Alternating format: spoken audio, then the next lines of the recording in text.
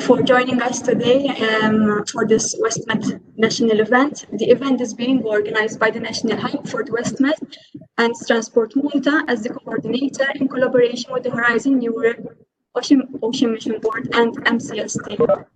I would like to remind you all, please, to keep your microphones off.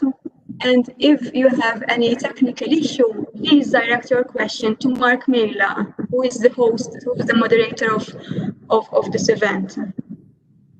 I would like to take this opportunity to introduce myself. I am Annabelle Vella and form part of the National Hub for the WestMed Initiative. I will speak about the WestMed Initiative and our work later on in our presentation. I would like to start by thanking you all for joining us today, especially all the speakers that have contributed greatly to this event.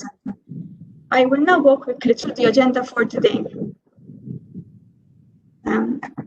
We are honored to have with us a number of keynote speakers. We will be starting off with Mr. Joseph Bugeja, the Chairman and CEO of Transport Malta, the Minister for Transport, Infrastructure and Capital Projects, Honourable Dr. Ian Borge, who could not be with us today, but he has prepared a short video for us as well, and the Parliamentary Secretary for Financial Services and Digital Economy, Honourable Mr. Clayton Bartolo. Following their speeches, we have a short presentation on the objectives and priorities of the WestMed Initiative, followed by an overview of the missions in the Horizon Europe, and more specifically on Ocean Mission. We'll then stop for a short break at 10:30 and resume after 15 minutes. When we return, we will look at the support that can be provided through national and EU funding. We'll then have 2 more presentations on the way forward for a sustainable blue economy and common risks and joint opportunities facing the different sectors in the blue economy. Finally, we'll have a session for discussion to discuss takeaways of the day and delve deeper into the challenges and opportunities of the blue economy. Just a final reminder before I give the floor to Mr. Joseph Bugeja, I kindly ask you to switch off your microphones. And please write any questions or comments you may have for the speakers in the chat. We will be taking note of them and we'll be answering your questions later on in the workshop sessions. I would also like you to know that the session is being recorded and you will have a copy of that. And I hope you enjoyed all the material we have prepared for you. Thank you. I will now give the floor to Mr. Joseph Bugeja, Chairman and CEO of Transport Malta. Thank you very much. Can you hear? Yes, Joseph. Thank you. Good morning, everyone. Bonjour lil kulħadd. Honourable Minister, Parliamentary Secretary, colleagues. It is a real pleasure for me to welcome you this morning for the national conference that will highlight the efforts that all of us are making to further enhance the blue economy in Malta. The blue economy encompasses all sectorial and cross-sectorial activities related to the oceans, seas and coasts. This includes sectors that have traditionally contributed to the blue economy and other various emerging sectors. Seas and oceans are a source of economic growth, job creation, and innovation. And we, as a nation, are committed to continue building on our experiences to work towards the protection of our oceans and further development of the blue economy for sustainable growth in the maritime sector. The main pillars of the blue economy are coastal and maritime tourism, which is the biggest contributor of the blue economy, alongside with maritime technologies, port activities, shipbuilding, and ship repair, together with all maritime-related services. Ports are crucial for the economic growth of our coastal and inland areas. Passenger and cruise transport are important means for maritime and coastal tourism development and freight transport. The WestMed initiative which is supported by the EU Commission, is primarily built on the vision of collaboration among partners. Collaboration between all stakeholders is the essence of its success. Its main priority areas are a safer and more secure maritime space, a smart, resilient blue economy, and better governance of the sea.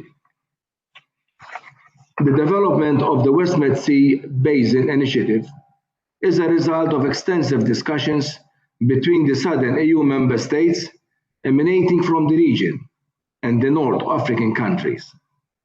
It has the scope of creating better economy of good governance in West Mediterranean region. Malta is highly committed to this Sea Basin Initiative and was one of the main promoters of its development. In fact, Transport Malta holds the role of a national coordinator for the Westmed initiative and actively contributes to discussions to the Westmed Steering Committee during meetings organized by the rotating Westmed presidency under the auspices of DG Mare. Together with the National Hub, Transport Malta actively participates and works on the Westmed Action Plan with the scope to promote the Westmed initiative and facilitate the exchange of project ideas among stakeholders in the Mediterranean region. The initiative is a positive step to exploit the economic potential of the Mediterranean Sea for growth and creation of jobs.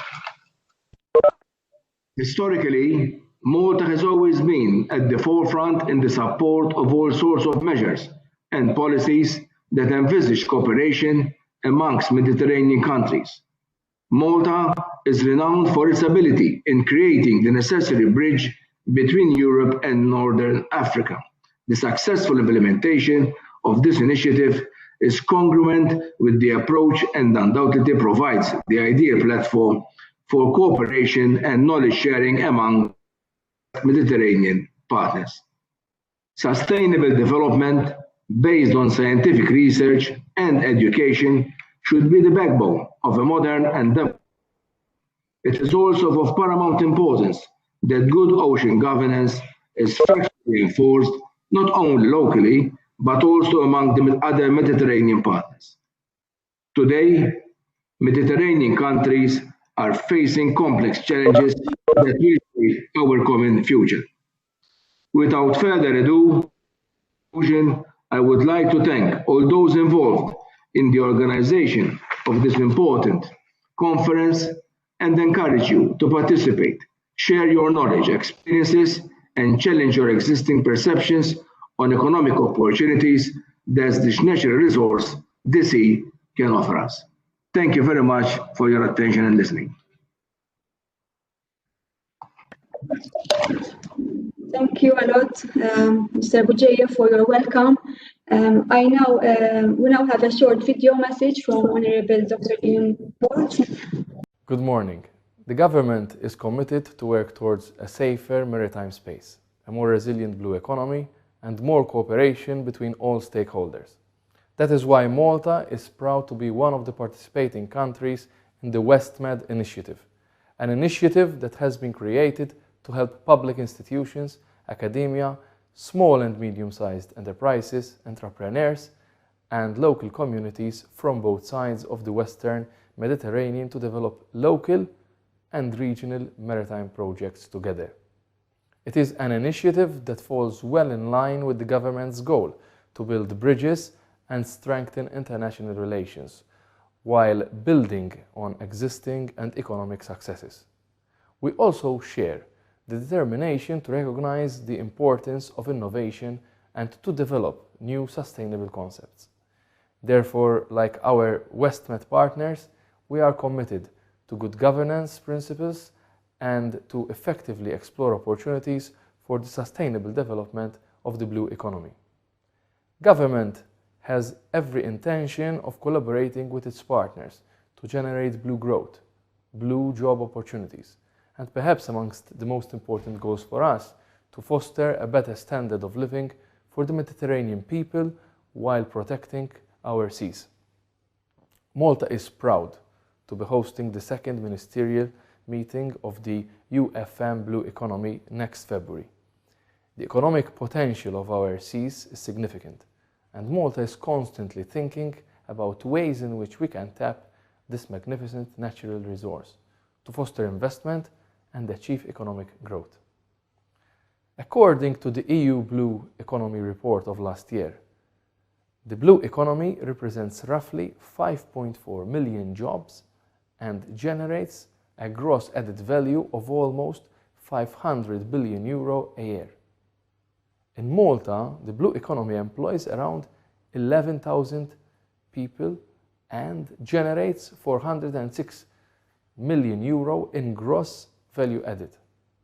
We aim to strike balance between considerations of economic growth and our important obligations to keep our oceans clean and healthy, thus safeguarding the prosperity of our oceans by improving the health of our ecosystems and enhancing their cultural importance.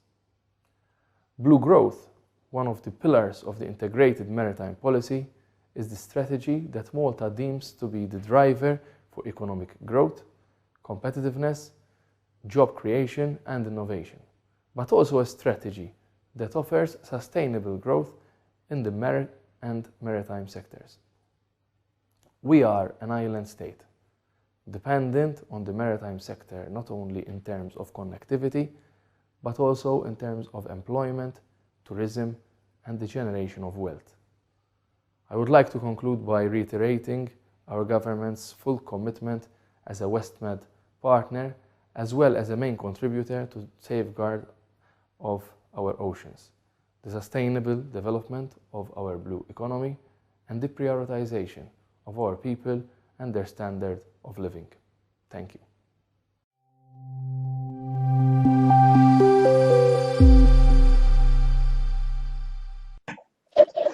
Sorry for that problem in the picture. However, I hope you hear the message loud and clear. I now give the floor to Honourable Mr. Clayton Bartolo for his welcome address. Thank you, and allow me to thank you all for organizing this initiative. As you all know, Malta has been a crucial driver of the blue economy within the EU, driving a holistic approach and integrated EU strategy on maritime management. The efforts made push the maritime agenda to the forefront, culminating with the 2017 Valletta Declaration. As an island state, Malta is inherently linked to its surrounding seas, which continue to produce jobs, investment, and economic growth. This can only be sustained if the blue economy becomes a sustainable blue economy, which provides a healthier, thriving environment that is more productive and generates economic growth. Research and development and also innovation play a crucial role to contribute to the faster adaptation to sustainable practices leading to a circular and blue economy.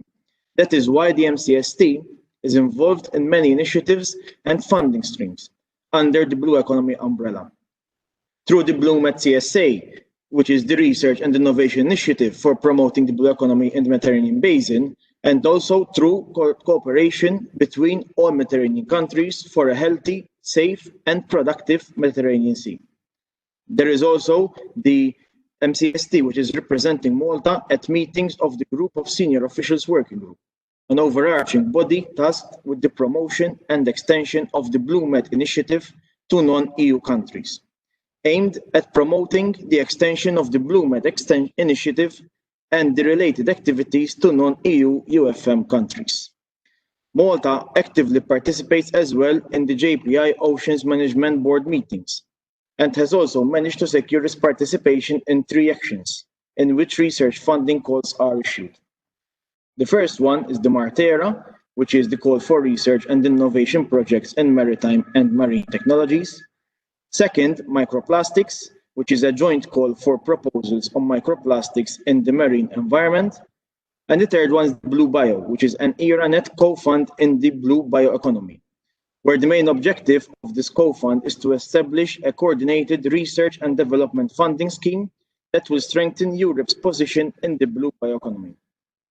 Finally, in concluding, I would like to reiterate that the Government of Malta, together with MCST, is contributing to the mission area for healthy oceans, seas, coastal and inland waters by identifying priority areas for research, development and innovation in freshwater supply, renewable energy, health, cultural values, tourism, trade and transport. Thank you and wishing you all the best. Thank you, Mr. Bartolo, for that welcome. I am now going to give you an overview of the WestMed initiative. Let me share my screen. Share. Presentation.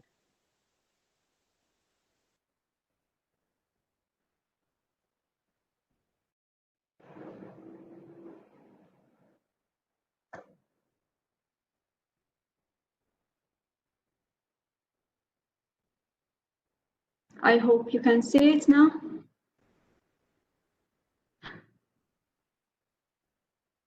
Okay.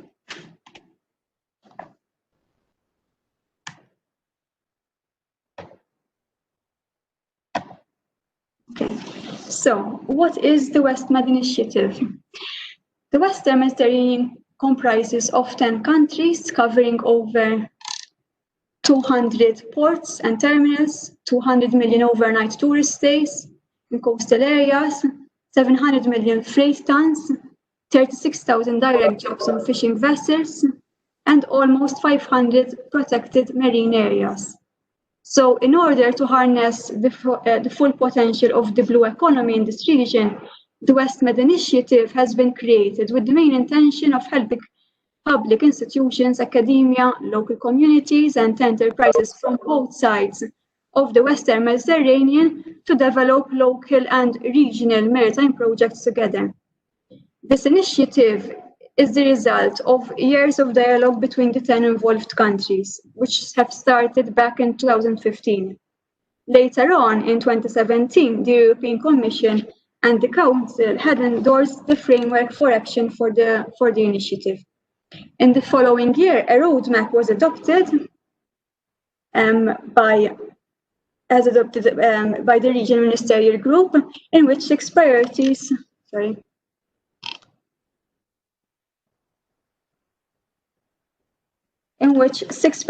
of the WestMed initiative were identified.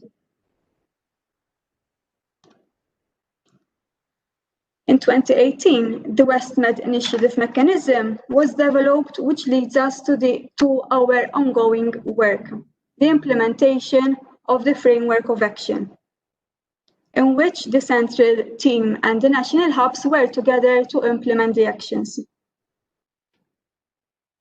So, the framework of action sets out 3 specific objectives: a safer and more secure maritime space, a smart and resilient blue economy, a better governance of the sea. Under each of these objectives, there are specific priority areas which have been identified, and the operation team are working towards them. These range from maritime safety, environment and climate change, maritime clusters, skills development, sustainable tourism and transport, fisheries and aquaculture. So, how is the WestMed initiative structured? The structure of the initiative is broken down into 3 main levels. At the highest level, we have the European Commission and the UFM and Executive Agency for SMEs, the ESME, and also there are the national coordinators. These coordinators are appointed from the relevant ministries from each partner country. And for Malta, in our case, Transport Malta, as we have already said, is the coordinator. The main role of the committee is to provide high-level assistance and support for the implementation of the framework of action. Then, at the intermediate level, we have ESME within the European Commission, and the central team work together as a bridge between the highest level and the operational level. The operational management is made up of a central team and national hubs. We will go through what the role of these are. So at the operational level, the initiative is led by a central team who is responsible for the overall management and works in close contact with the national hubs. The national hubs then facilitate the implementation of works at the national level by working closely with experts on the specific areas which have been identified as priority within the region. In total, we are a team of more than 30 persons working across the Western Mediterranean.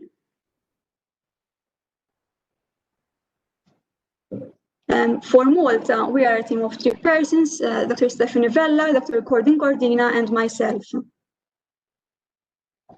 So what is our role? What do we do as a national hub? Our objective is to ensure that the local priorities and needs are being addressed through the initiative. We therefore keep close contact with the relevant authorities and other relevant and also with the national coordinator to try as much as possible increase awareness of the WestMed initiative. The objective is to potentially push to be addressed through the post-2020 funding opportunities. In fact, we have met with the Ministry for the European Affairs and Equality and also with MCST specifically for this purpose. Another important role is to support stakeholders in developing their project ideas. One of our main activities in this sense is in fact to try and find partners from across the network of hubs within the Westmead with the possibility to form consortiums to take a project idea forward. Whenever we can, we also provide our support in compilation of required documentation to submit successful applications for funding. In fact, in the past 2 years, we have provided our support in various projects related to the development of clusters, blue biotechnology, aquaculture, fisheries, and blue skills, apart from others. As a hub, our role is also to keep abreast of ongoing developments on funding programs and opening of calls. In doing so, we try to disseminate information on new calls with relevant national stakeholders. Sometimes we are also asked by stakeholders themselves to try to match funding with their project idea. And we try to help them in that way as much as possible as we can. So to speak through our work, we are building a network of stakeholders whom we support through the ways I just mentioned now. And this has been achieved by attending various events, sometimes organized by third parties. And we have also organized ourselves roadshow events. WestMed initiative promotes this roadshow events. The scope mainly is to increase awareness of the WestMed initiative at the national level, disseminate information about funding opportunities and about project ideas that might be happening at the regional level, and we could find potential partners from the national level, and also to gain understanding of the interest areas of the different stakeholders to try as much as possible to address their needs. To this end, we have met with members of various platforms and fora in the blue economy in Malta throughout the past year. In relation to this work, the central team of the WestMed organizes an annual hackathon event in which stakeholders meet together and try to brainstorm about project ideas that could potentially go forward. And in doing so, we provide our support by identifying stakeholders from the national levels.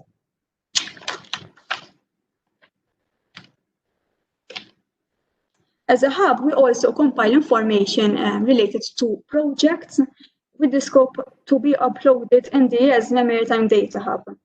I take this opportunity to introduce to you the Data Hub, which you have a snapshot here. Basically, this is an interactive tool which can be accessed from the link provided in this slide, which gives information on various projects undertaken across the WestMed and their partner countries. It is a very useful tool to help you identify potential partners from other countries that may have common interests with you. So we are encouraging you to use this hub as you need. As I have already mentioned, a hackathon is organized annually by the WestMed, and this year the focus was on these 4 main themes: sustainable transport, tourism accelerator, sustainable and innovative aquaculture, and innovation platform on the maritime technology. There are different levels of progress achieved on each of these project ideas, but as I will be explaining later on, the sustainable transport theme has been developed substantially. I will talk about this later on. So how can we help you? We can help you identify possible funding opportunities for your funding ideas, connect with potential partners or projects across the Western Mediterranean countries. So if you are very welcome to contact if you require any of our support in this regard.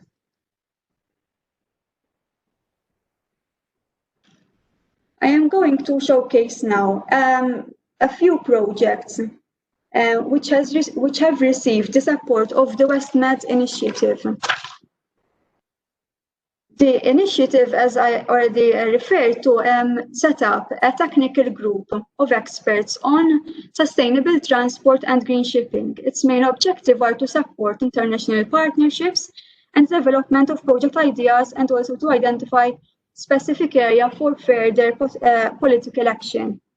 Technical group are focusing on different areas with significant emphasis on LNG and alternative fuels.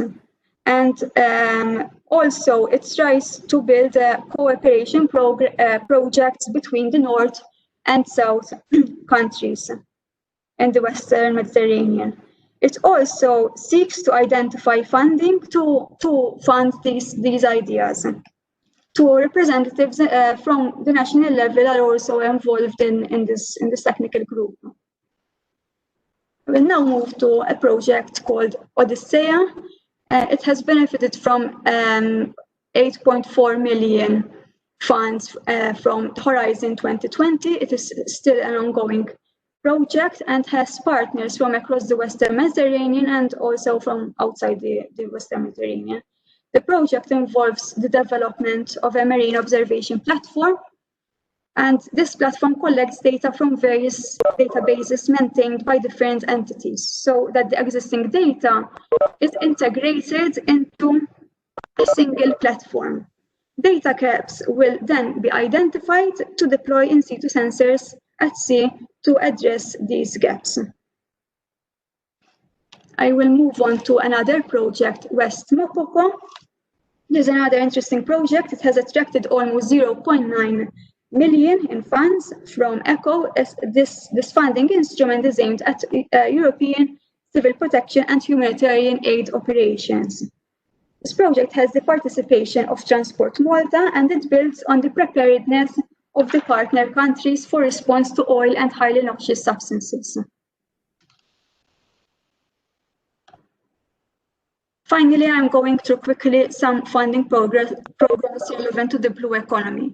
I will not go into detail on this because we have other presentations from other speakers talking specifically on the funding. So I will just list them here. We have the LIFE program for the environment and climate actions. There's a Horizon 2020, which MCST will be going through greater detail on this. There's also funds under the Regeneration, and there's also EMF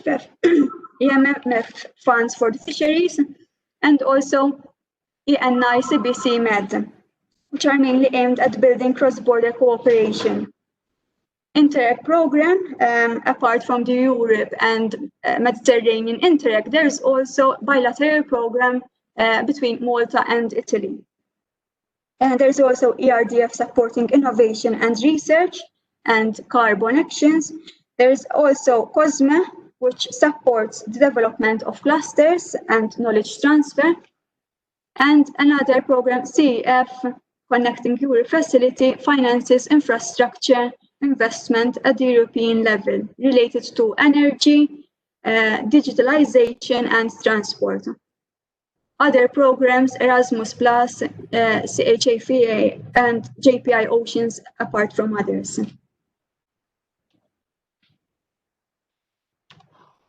I will go very quickly through some open calls. One of them is CEF, which is opened until the 23rd of November. It is addressing the development of alternative fuels.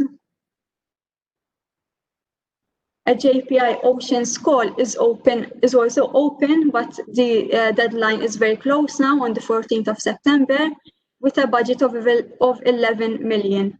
This requires a two-step application.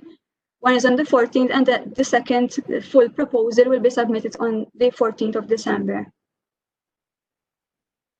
Some interesting other open calls are EMFF, which the deadline is also quite close now, on the 5th of October, with almost $500,000 budget.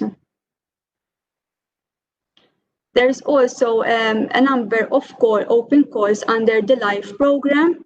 Again, deadlines are quite close. They are addressing climate and environment and emission control areas, as well as air quality.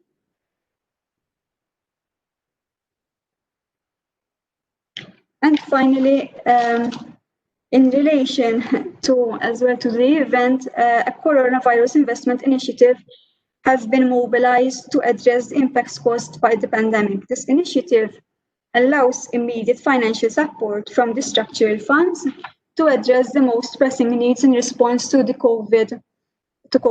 It is giving flexibility in the use of unspent budget for other programs, such as the EMFF.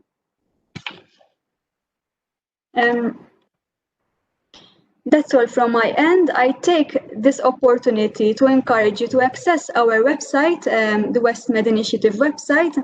There is a section specifically on Malta in it, and please feel free to contact us, anyone of us, Stephanie, Annabelle, and Gordon, or by telephone if you need to discuss any of your issues any further.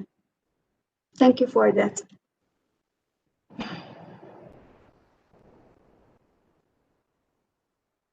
I now introduce the director of the Framework Program Unit within MCST, Ms. Antea Fabri, who will give us an overview of the mission areas in Horizon Europe. Following this presentation, Prof. Rndi, who is a member of Horizon Europe Mission Board, will give us a presentation more specifically on the Ocean Mission. So I give the floor to Antea.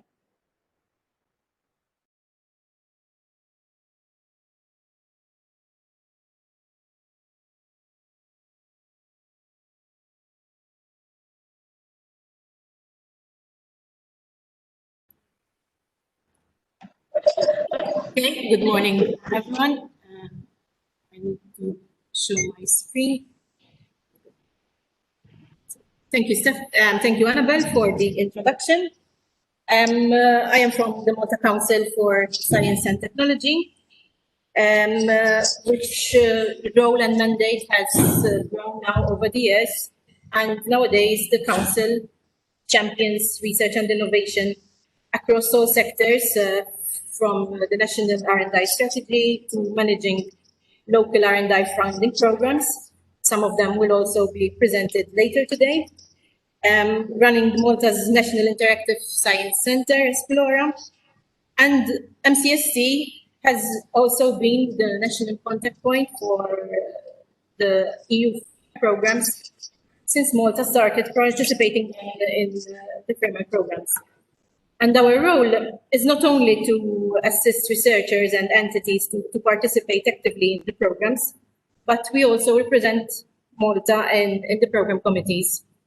In my presentation today, I'll be giving you a very brief introduction to the next framework program, Horizon Europe, and I will be introducing the concept behind the missions as well as their aims and objectives.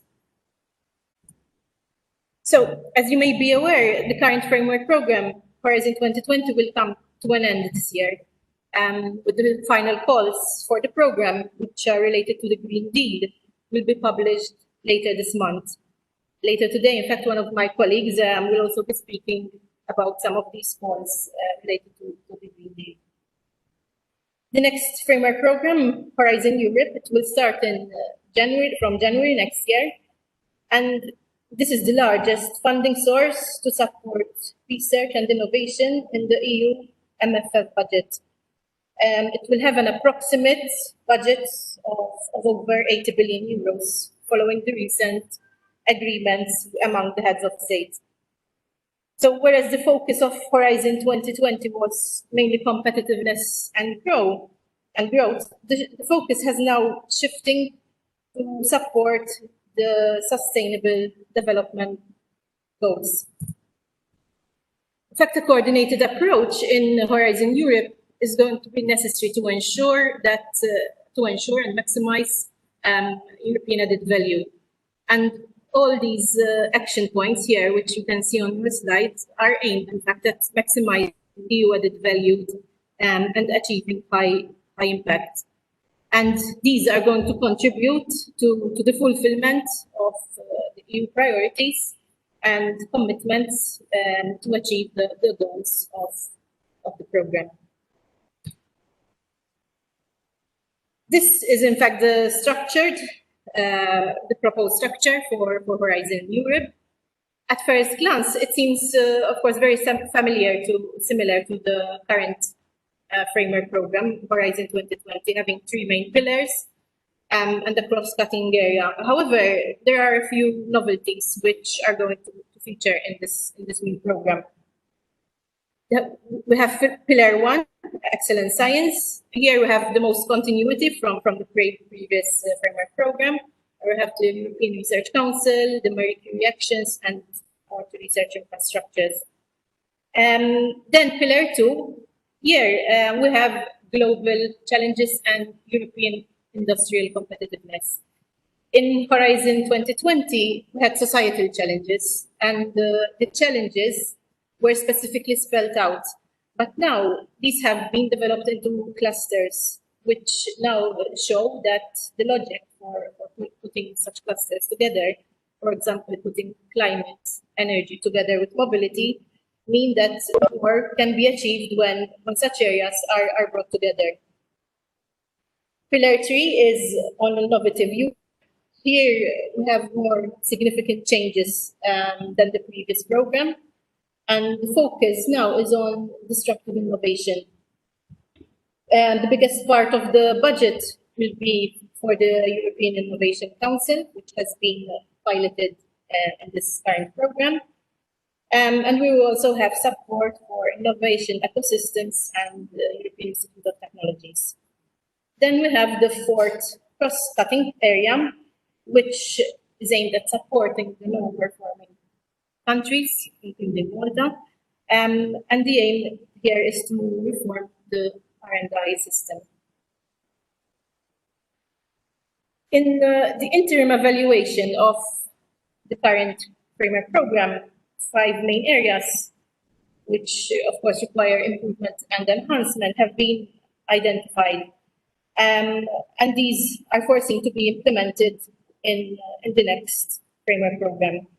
So these include the support for breakthrough innovation, as I have just mentioned, the European Innovation Council, the creation of more impact through missions and citizen engagement, which I'm mentioning here in more detail.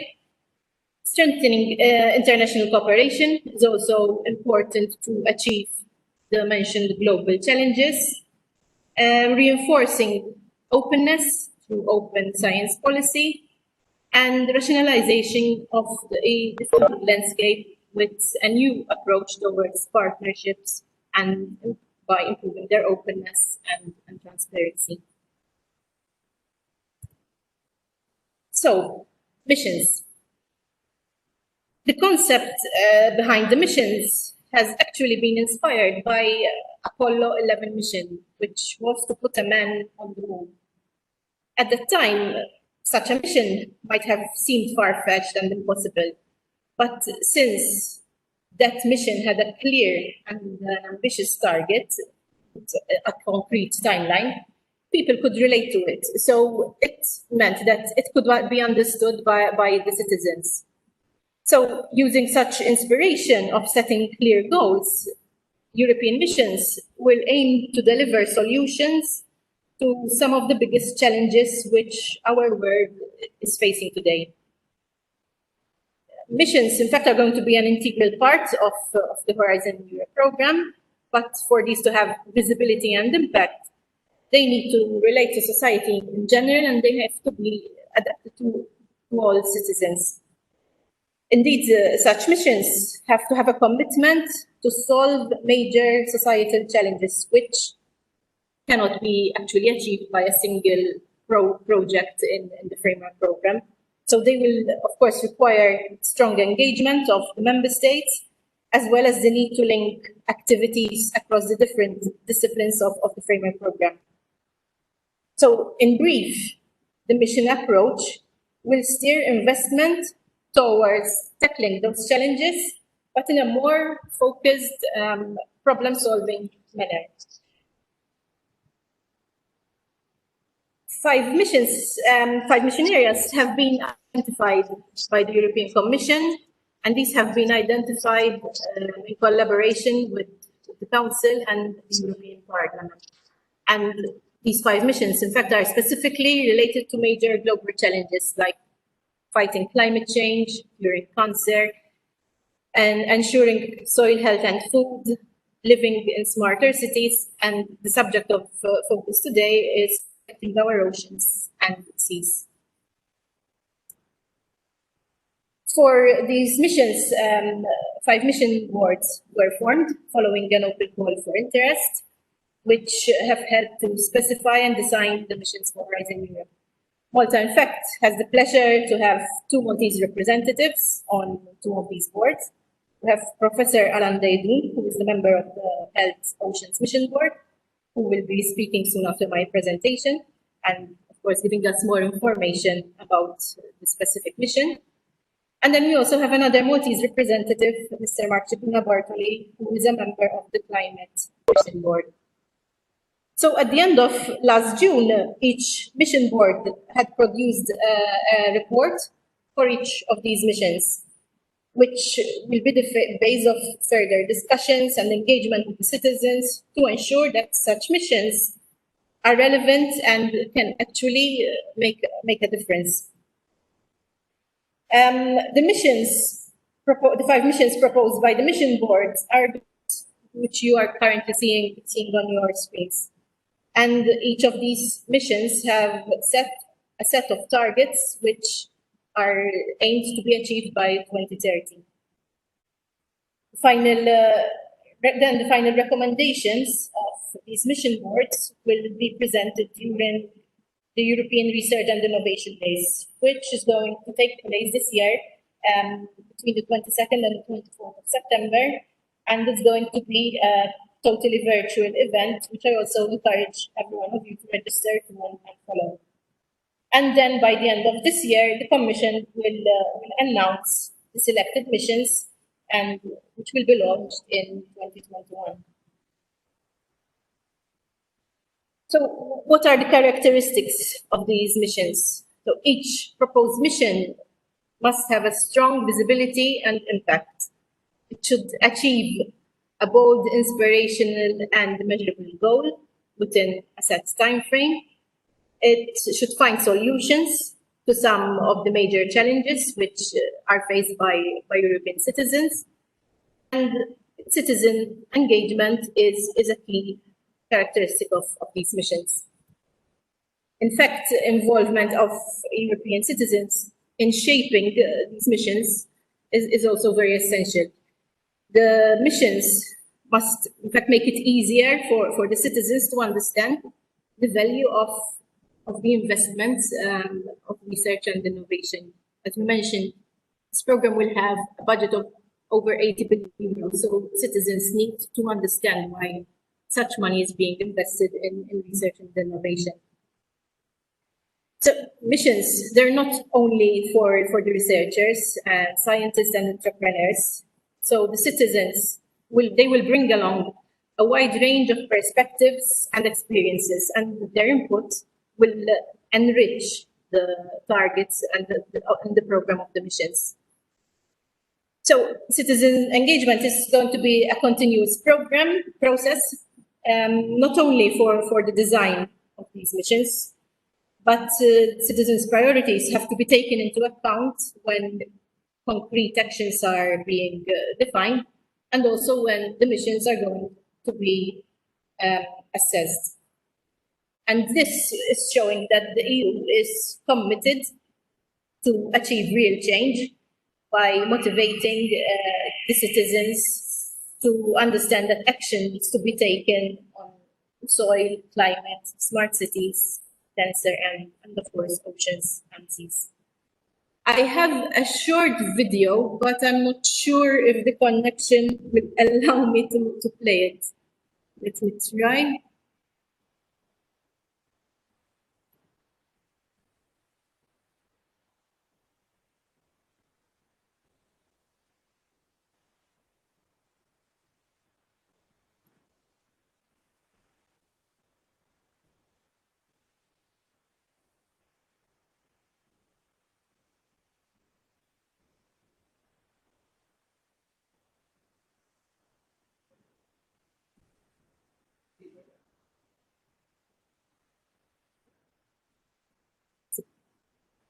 Is the video playing?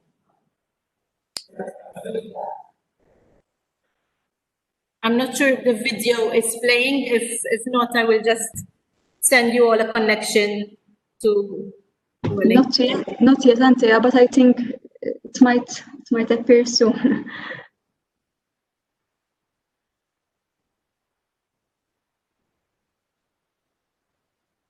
No, it's Okay. still. Okay, no problem. I will just include a link with my presentation, so then you can see it later. Okay.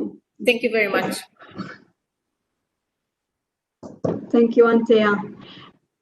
Since we are a few minutes early, there are two questions from the participants. One is about plastics, and another one is about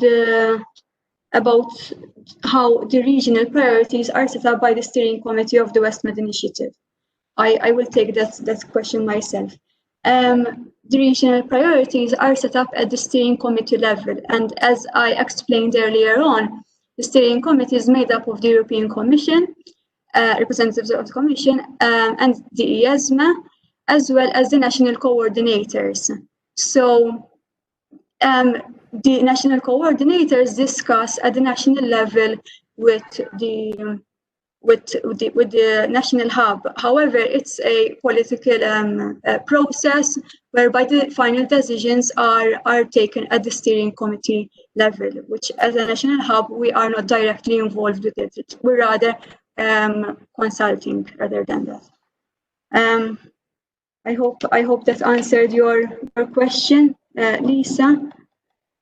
And there's another question regarding plastics that was mentioned by Mr. Clayton Bartolo. I don't know if maybe someone from MCST could address this question. Manya Russo is asking, could you please provide some more information about the microplastics that Mr. Bartolo mentioned, please? I don't know if someone from the MCST can answer that. Hi, my name is Gilbert. Basically, during my presentation as well, I'll be mentioning this. There's the microplastics call under the JPI Oceans, and basically we are participating in a project called Andromeda, which focuses on the development of analysis techniques for quantifying microplastics, which are degrading the marine environment.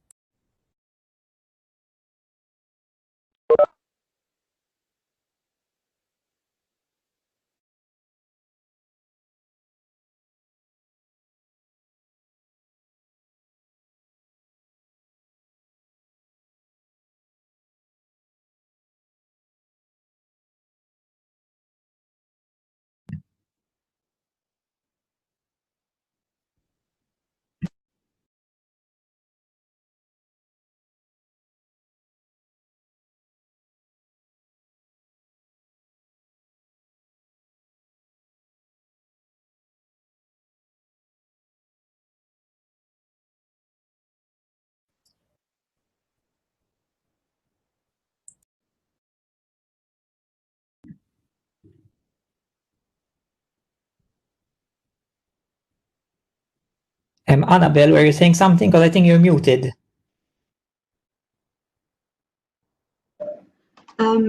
If there's anyone who would like to ask a question, we have like 4 minutes for questions because Alan still needs to connect with us to deliver his presentation. So if you have any questions, please raise your hand and go ahead and ask.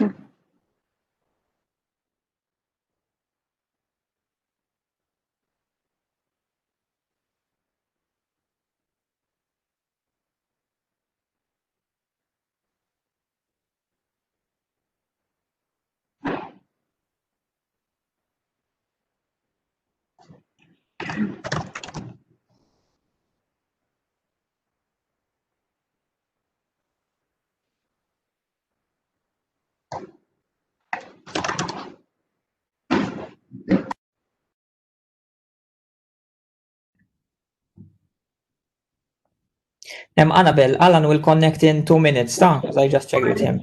Thank you. Thanks a lot.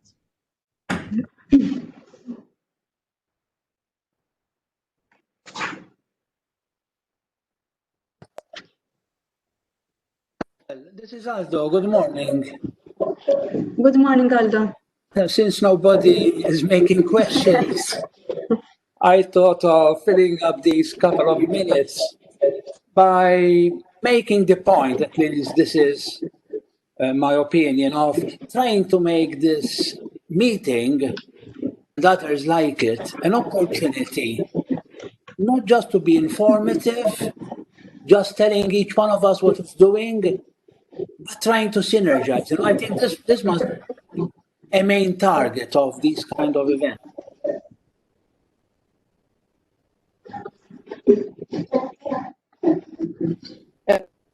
It goes to even for also collaborate a lot, but still, I would like to ask them how much are they trying to synergize the different instruments, the different initiatives, because there are so many different initiatives going on.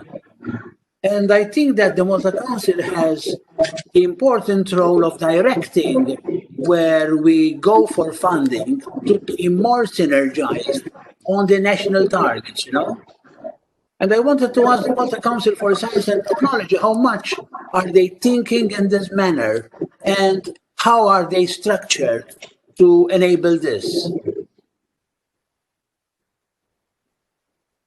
Would there be anyone from MCST to address this question, please?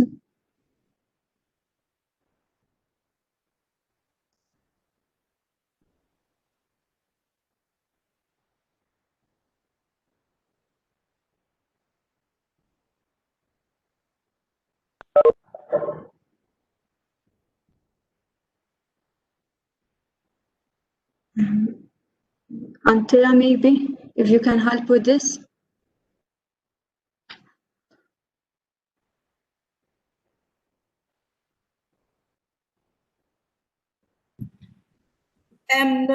I was hoping my senior director, James Foden, would intervene, but I don't see him in the room. Well, We, of course, as you might be aware, Professor Drago, we are currently in the process of launching the new Rndi Strategy 2021, which will show the direction where we are hoping to go. And this will also include the smart specialization areas, which are of importance to us and which we hope which we hope the focus of the country will go in terms of research and innovation.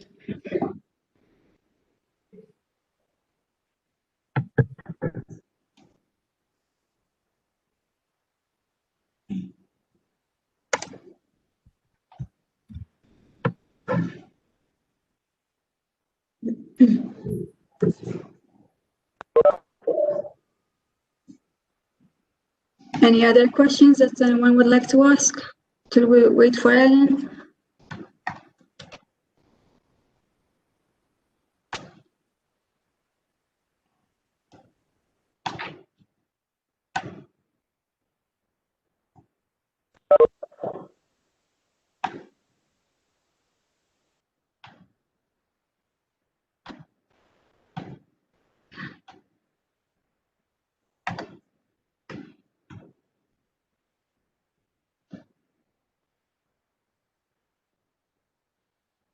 All right. I suggest we go for a short break, coffee break now, and then we'll take around 15 minutes, and then we'll do the presentation by Ellen just after the break. So we'll meet you at 10:15. All right, we'll see you later.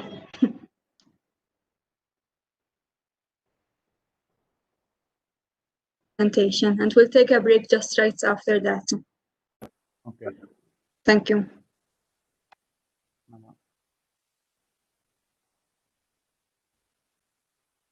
So I can share my screen? Sure, go on. Thanks.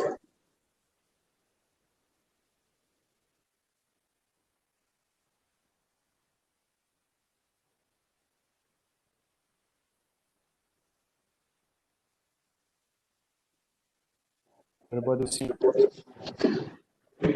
Yes, you need to make it on full screen. Okay. Yes, yes. Okay. So, good morning, everybody. I will be basically giving a short presentation about one of the EU's 5 mission boards. Some of you might already be aware, might already be familiar with this new approach that the EU is taking through the mission boards, but some of you obviously might not. So this is the scope of this basically presentation. I will basically be speaking about one of these mission boards, which deals with healthy oceans, seas, coastal and inland waters. There are 4 other mission boards, and I believe that earlier in this meeting, there was a presentation about the mission boards and their approach in general. So I will not be delving any further on the other mission boards. I'll kick off my presentation with a short video clip about the mission board before resuming with the presentation. Okay, so I already have it's the video which is open, which is this one over here. Okay.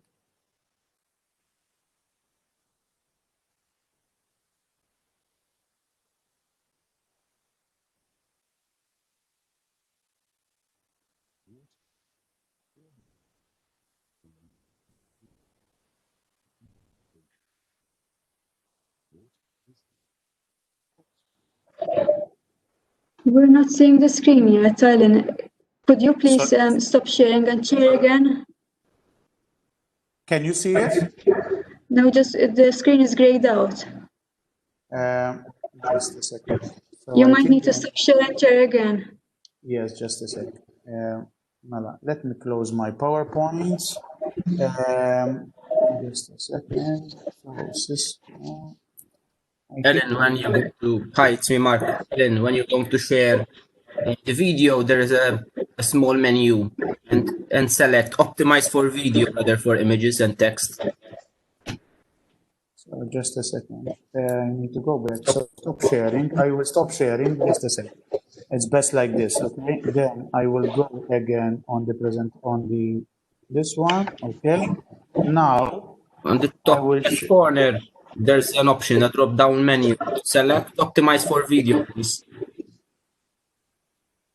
Just a sec. So, okay. I am on the YouTube page, which I think you can see. Everyone can see now. Okay. Okay. Okay. So, which is the link on settings? No. This should be done once you're going to share through WebEx. Okay. So let's play it now. Let's see how it goes.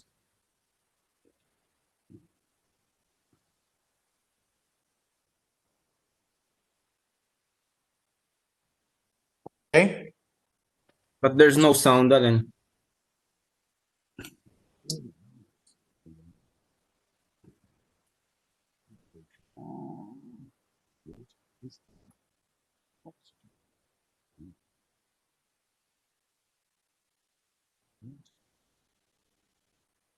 Can you see the captions, the subtitles? Yes. He's just reading the subtitles, okay?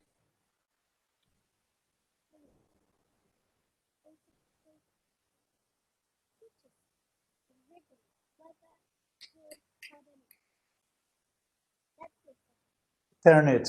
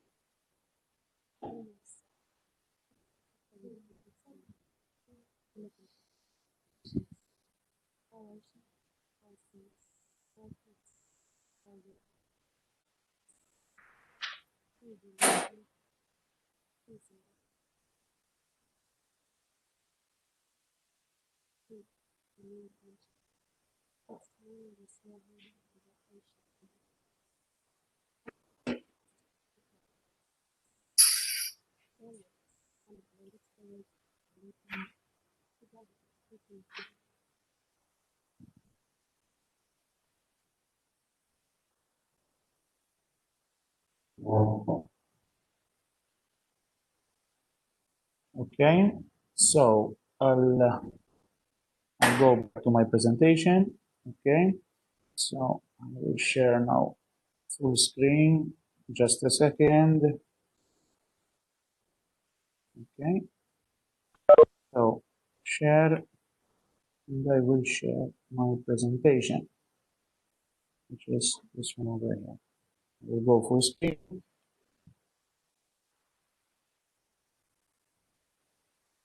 Okay, so basically, let's start with the composition of the Ocean Mission Board. Basically, the Ocean Mission Board consists of a pool of experts, around 15, which have a healthy mix of backgrounds. These were selected following a public EU-wide call, which was published in April 2019.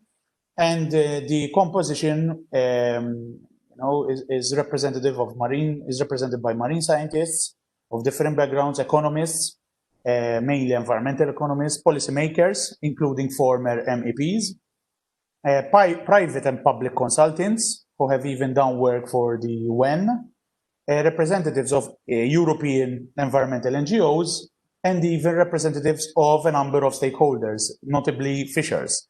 So you could say that there's basically everyone at the table when we have meetings of the mission board.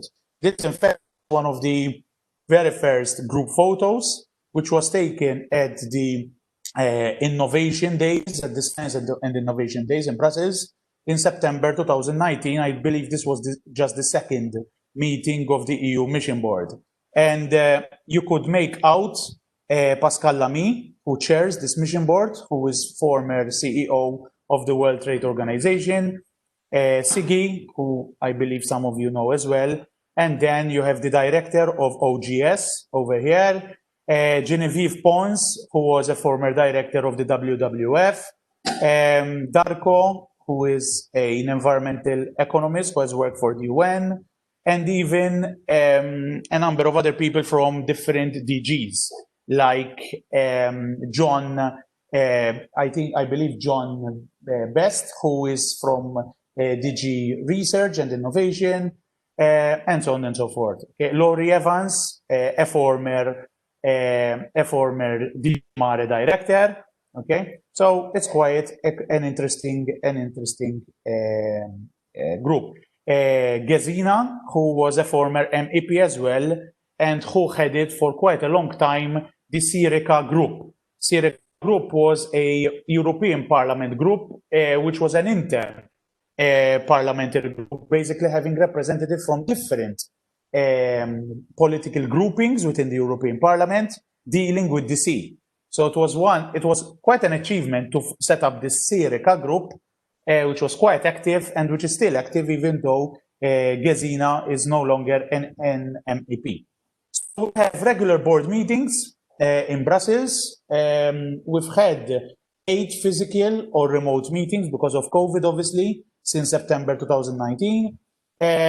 We've also participated in special ad hoc opportunities, such as the European Innovation Days, for example, which took place in Brussels, 25th, 26th September, like the Paris Peace Forum, 11-12 November 2019, the Second World Sea Forum, which was held recently in Bizerte, Tunisia. And we have regular liaison with EU DGs, RTD, MARE, and ENV, and Environment, and with the European Parliament, as I said, mainly through the intergroup Syrica. We also have regular liaison with the Assembly. What is the Assembly? The Assembly is a group of experts which sort of advises the mission board. There's some top-notch experts over there as well. And member states representatives, even through some activities sponsored by the member states themselves. For example, the Austria sponsored the Vienna Mission Cafe in January 2020. You might say, what does Austria have to do with such a mission board, given that Vienna is a landlocked country? Remember that the mission board, the title is Seas, Ocean, and Inland Water. So even inland water fall within the remit of this mission board. As you'll see, we have a number of activities, of actions which we're proposing, which deal with rivers, for example. So we're dealing with the aquasphere. We're no longer using the term hydrosphere, but a new term is being proposed, which is aquasphere, which is more inclusive, and so on. We needed to get a member which do not have a coastline on board, because some of these countries were quite skeptical about financing this mission board, namely Hungary, Slovakia, Austria, and so on. So obviously, there's a number of actions which deal with inland waters as well. Even Finland, which does have a coastline, obviously was quite concerned since it has the largest number of lakes on the European continent. So for Finland, even though it has a marine component, the freshwater component is still very, very important. And so as to allay these fears, obviously a number of proposals were made about inland waters as well. There's regular, and this is very important, the second point, regular liaison with other missions, namely through DGRTD and the chair, Pascal Lamy. So the chairs of the 5 mission boards, we are represented by Pascal Lamy, regularly meet between themselves so that all the 5 missions obviously move in tandem. Not one mission steams ahead and the other missions obviously lag behind. There's regular liaison with relevant lobbies as well, such as IOC, UNESCO, Ocean Energy Europe, Business First, and so on. We have had presentations even late at night in Brussels by representatives from these entities. IOC UNESCO, for example, gave us a very good presentation about the upcoming decade for ocean sciences, which is obviously UNESCO's responsibility running between 2021 and 2030. Regular liaison with youth, for example, through the European Youth Parliament and European Youth. Just a sec, I'm sure, can you still see my presentation? I think it went, I need to share again, perhaps, let's see. Yes, we're seeing your face now. Okay, so for some reason, it stopped sharing. So I'm sharing again. Okay, we're on track. So regular liaison with youth and regular liaison with NGOs. So the formation of an NGO contact group featuring some high-profile NGOs like WWF, Greenpeace, Ocean Unite, Seas at Risk, Pew, and others. Okay, this photo shows ex-Commissioner Carmen Novella, Pascal Lamy, and John Bess from DG Research and Innovation at the European Research and Innovation Days last year, September 2019. So, wait a second. Why is this? I'm trying to switch slides. Let's see. For some reason, my screen is frozen. Huh? I don't know why.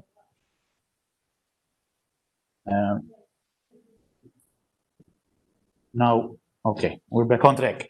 So the starfish has been chosen as the sort of mascot of this mission board.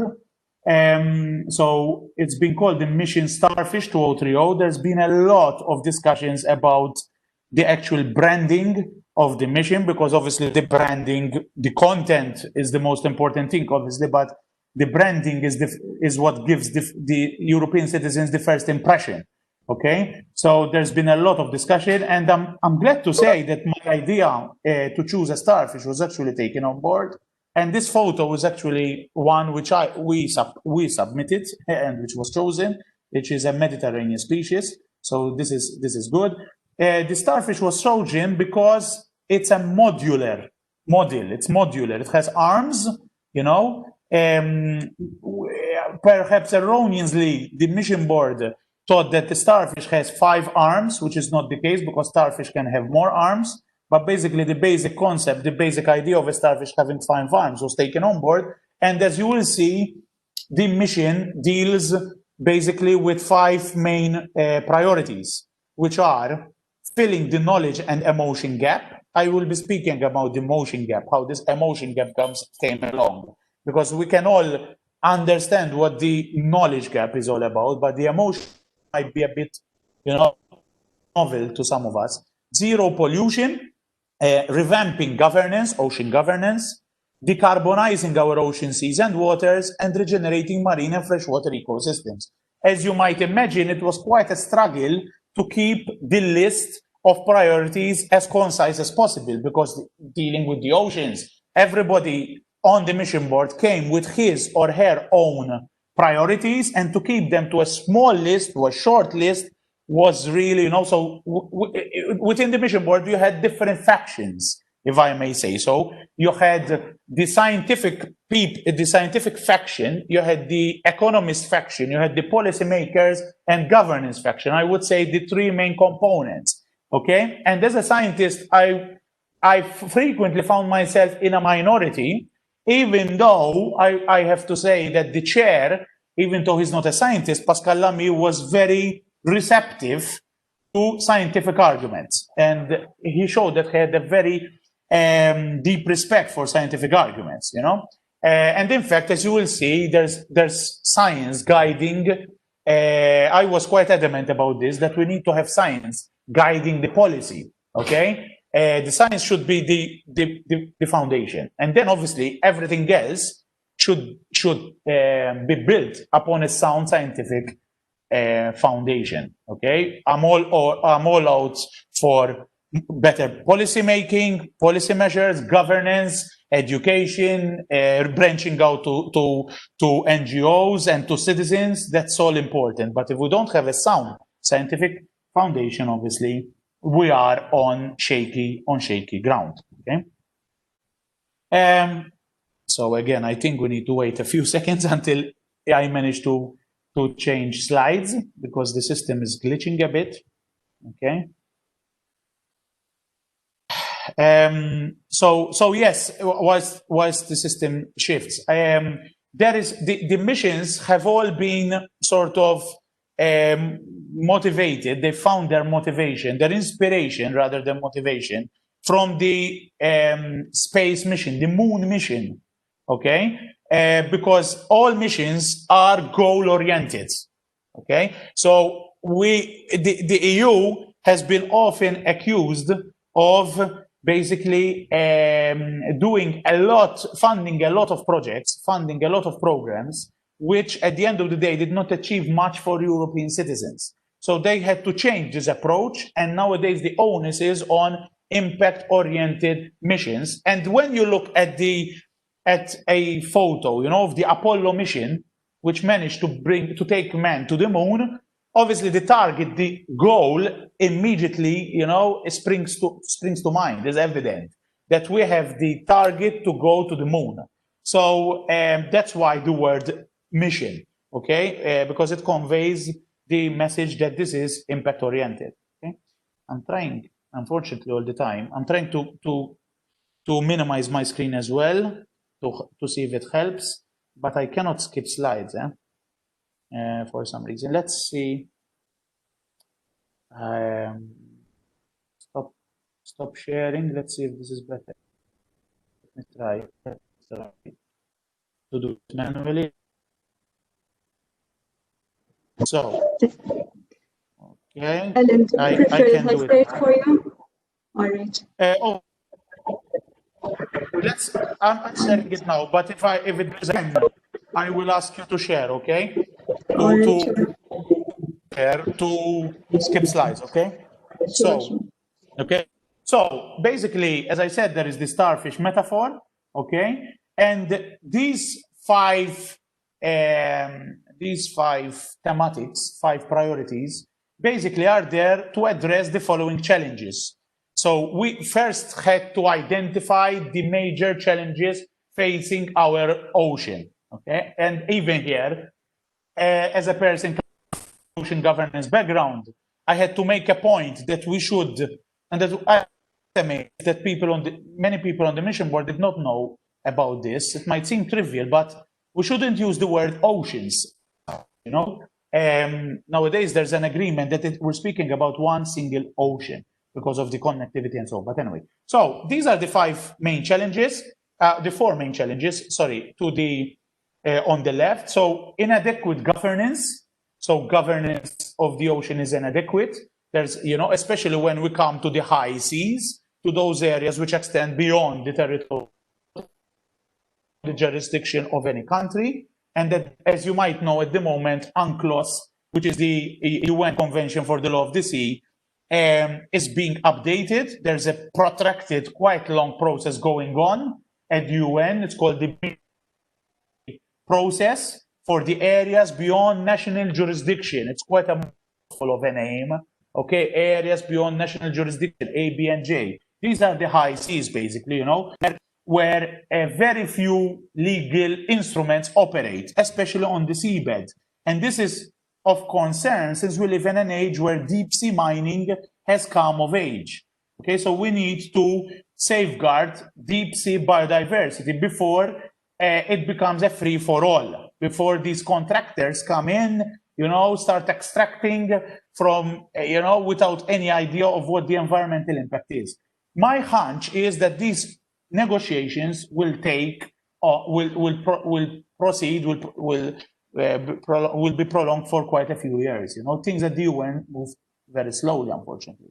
But anyway, we're getting there. You know, and I know that IOI people, especially Antonella Vassallo, managing director, is following this talk. And here I have to pay tribute to what the IOI has done, because obviously the International Ocean Institute is the mission of the International Ocean Institute, whose headquarters are in Malta, and we have a training center here in Malta, is basically to promulgate, to promote global ocean governance, and obviously the UNCLOS and the updating of UNCLOS and so on. So Malta obviously has quite a big say in this through the IOI. And recently, as you might know, we had that excellent news that Professor David Attard, you know, was through a full vote, I think 160 votes or 163 votes out of the 163, obviously was elected to UNCLOS. Okay, so to the basically to this important high-profile board on ocean, to this court, basically. So, inadequate governance, unsustainable human footprint. Here we are generic. We had to be generic because there's so many impacts that to group them together. So that unsustainable human footprint groups together pollution, fisheries, tourism, and whatnot. Okay, shipping, whatever, all the impacts that you can have there. Climate change and acidification, and lack of understanding and connection. This might seem quite trivial, but it's not. It's actually the first challenge that the men in the street, but not only the men in the street, even policymakers, unfortunately, do not fully understand the repercussions of some of human actions, okay? So social literacy, if you want, we first have, you cannot protect something of which you are not aware, the importance of which you're not aware, okay? So, good, I managed to switch, okay? So why should the EU care about the ocean? Why should we care? Why did the EU choose the ocean to be one of its 5 missions? Basically, the European Union is an ocean and seas union. It has a coastline of over 55,000 kilometers, longer than the coast of Russia and the US combined. And it has the largest combined exclusive economic zone, EEZ, in the world, mainly because of France and the UK. Okay, the UK now, we've lost the UK. But still, with France, France has a lot of offshore territories, okay? So, in addition, 70 European countries have a catchment area which exceeds 10,000 square kilometers. And around 40% of the European population lives in coastal areas. And for a large portion of the population, marine and freshwater environments are interlinked with their culture, identity, and the sense of belonging. Nowhere in Europe, not even the Alps, is too much detached from the sea. Even there's parts of the Alps which are called the Maritime Alps, where you actually feel the influence of the ocean, of the Mediterranean Sea. So, our sea at the end of the day, okay, we have experienced the sea. It's not like Asia, where large chunks of Central Asia, where people have never visited the sea. They've never actually been to the sea. They've never seen the sea. Okay, we've always been a culture, a civilization, European civilization of seafaring people. Okay, who have traveled through ships to other continents and who have explored other continents. So if you see India, Africa, the Americas, Australia, they have all been visited by Europeans in the age of exploration. Okay, so we've always looked at the sea to expand our horizons. So regenerating our ocean, seas, coasts, and waters, which is the main overarching objective of the European Mission Board, is in the interest of and for the benefit of European citizens and the Union as a whole. The extent of the global EEZ of the EU, okay, so besides the extent in terms of physical size of the collective EEZ of the EU is also a global marine player because, for instance, it is the largest importer of seafood globally. Okay? It imports seafood in terms of volume much more than any other country or region of the world. Even in terms of shipping, in terms of some of the most important shipping registers are also European countries. Okay, so I had to make this point because when it comes to some other missions, people don't ask about why, about the why. For example, cancer, about climate change and so on. But for the ocean, people actually ask, why is the EU so interested in the ocean? We also had to take stock of the SDGs, the Sustainability Development Goals, obviously linking them with SDG 14. The SDGs, for the first time, we have an SDG we have a goal, a global goal, which is dedicated entirely to the ocean, contrary to the Millennium Development Goals, to their predecessors.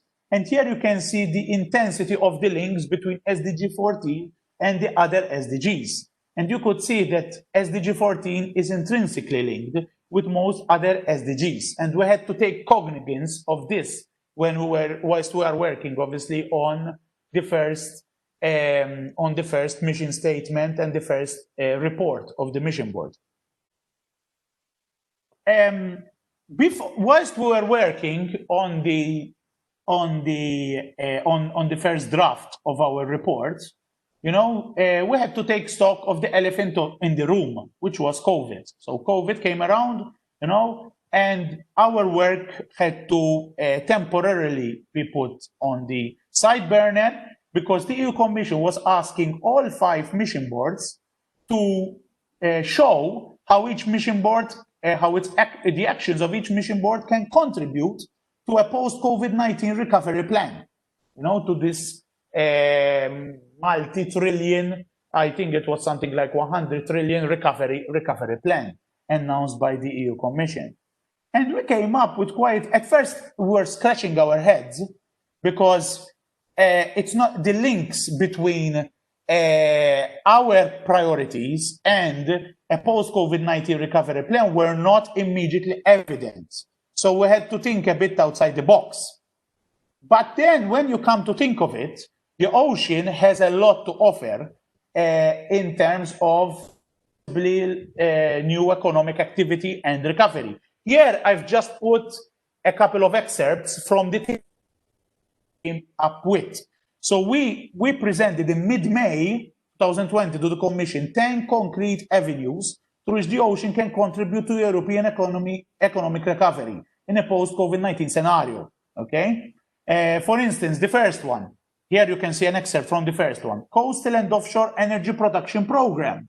Okay, so that we speed up the installation of offshore turbine installations. Okay, and since we had environmental economists on board, we could even estimate the contribution, the economic contribution that this could make. And we gave the example of the Canary Islands. Why the Canary Islands? Because they have the wind resource over there, which has been modeled and everything and mapped, is ideal. In layman's terms, it's a windy place. Okay, it's a windy place, and they have also a large marine area. And we also basically quantify the number of new jobs which could be generated in Spain and so on. Okay, so this was the sort of exercise that we did. It was not just on coastal offshore energy production. Here, if you can see on the right-hand side, we even gave proposals on clean vessel programs, so refitting of existing vessels to make them more sustainable. Unfortunately, most of this work is being done outside Europe because, of cost involved. There's a lot of third countries which are doing this work, which could be done in Europe. Okay, this refitting exercise. Zero carbon aquaculture, water management, coastal tourism renovation, Blue Parks program, so MPAs, but which are basically targeted also for tourism, for de-damming of rivers. So removing about 1,000 dams from rivers. Okay, this does not concern Malta as such. It concerns mainly landlocked countries, but removing these dams so as to improve water circulation, okay, and basically the aquasphere, improve the quality of the aquasphere in general. It's useless regenerating the marine area if we don't look further upstream in our rivers, streams, lakes, and so on. Okay, plastic technology upscaling. There is already this plastic technology, i.e., the recycling, basically the production of new classes of plastics, but investing more so that we upscale these rather than having them at concept stage on an industrial scale. Ocean education, i.e. ocean literacy, and the digital twin of the sea. Okay. I think you need to, switch slides for me, please, because it's glitching once again. Can you get my, get me the charger from the zone. Can you manage? Yes, I'm doing it now for you. Okay. I don't know how much more time I have. If you can start closing winding up. down. Okay, so Yes. if we say, do I have 5-10 minutes perhaps? The last 10 minutes at most. I finish at 10:45. Okay, let's do that. Okay. Okay. Do you see my screen now? Yes, but I think okay, yes. So I can continue, okay? So this one, yes. So basically, this was the main deliverable of the Ocean Mission Board, which was launched in July 2020. So after we submitted that report about the post-COVID economic recovery plan, which was in May of this year, 2 months later, we managed to launch the first draft of this report, okay, which is available online. Okay, I gave you the link there, and obviously we can share these presentations. I have no problem about that, but you can read this report. Next slide, please.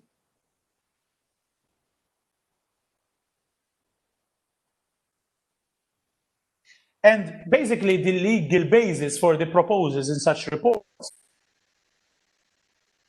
three legal pillars, if you want. So, inspirational, okay? We needed to be ambitious, and this was a point which was continuously being stressed by our chair. Some of the mission members were proposing something which was not ambitious enough. We were basically shot down. Okay, we had to be ambitious and also measurable, accountable. So all our targets, and I'm going to give you some of the targets, which are all of those targets are in the report, okay, which is online, had to be measurable. Okay, what we can achieve by 2025 and 2030, basically. Next slide, please.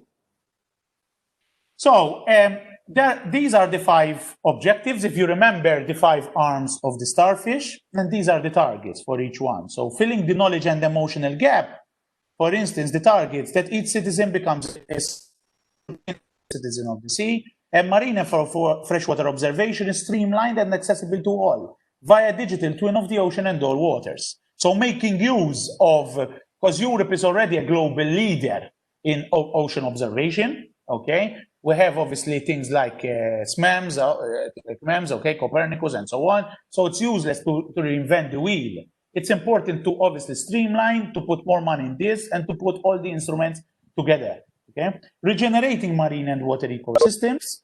So, for example, that 30% of all European waters are highly to fully protected. This is in line with the UN's 30-30 target that by 2030. 30% of all global waters are included within MPAs.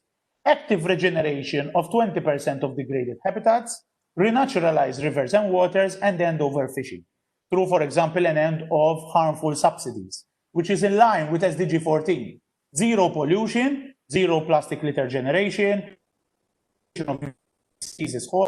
This was stressed a lot by the Finnish representative on the board and by the Baltic state members, obviously, because eutrophication is a big problem in the Baltic Sea. Here you can see a lot the regional approach, because every, obviously, mission board member tries to lobby, to advocate for the priorities which are important for his or her own country. Zero spill, underwater noise is regulated and reduced. Then decarbonizing our ocean, seas, and waters, climate neutral maritime transport. The European NGO representative on the Ocean Board was especially emphasizing about this, the green shipping, which is obviously very topical nowadays. Support energy transition through renewable low-impact ocean energy, zero carbon aquaculture, blue biotech. So most of these areas, as you will see, are in line with blue growth strategy of the EU. Climate neutral blue tourism. And revamping governance and integrated EU system of ocean and water governance, and EU leadership for effective global ocean governance. So in total, there are 5 objectives and 17 targets. Next slide, please.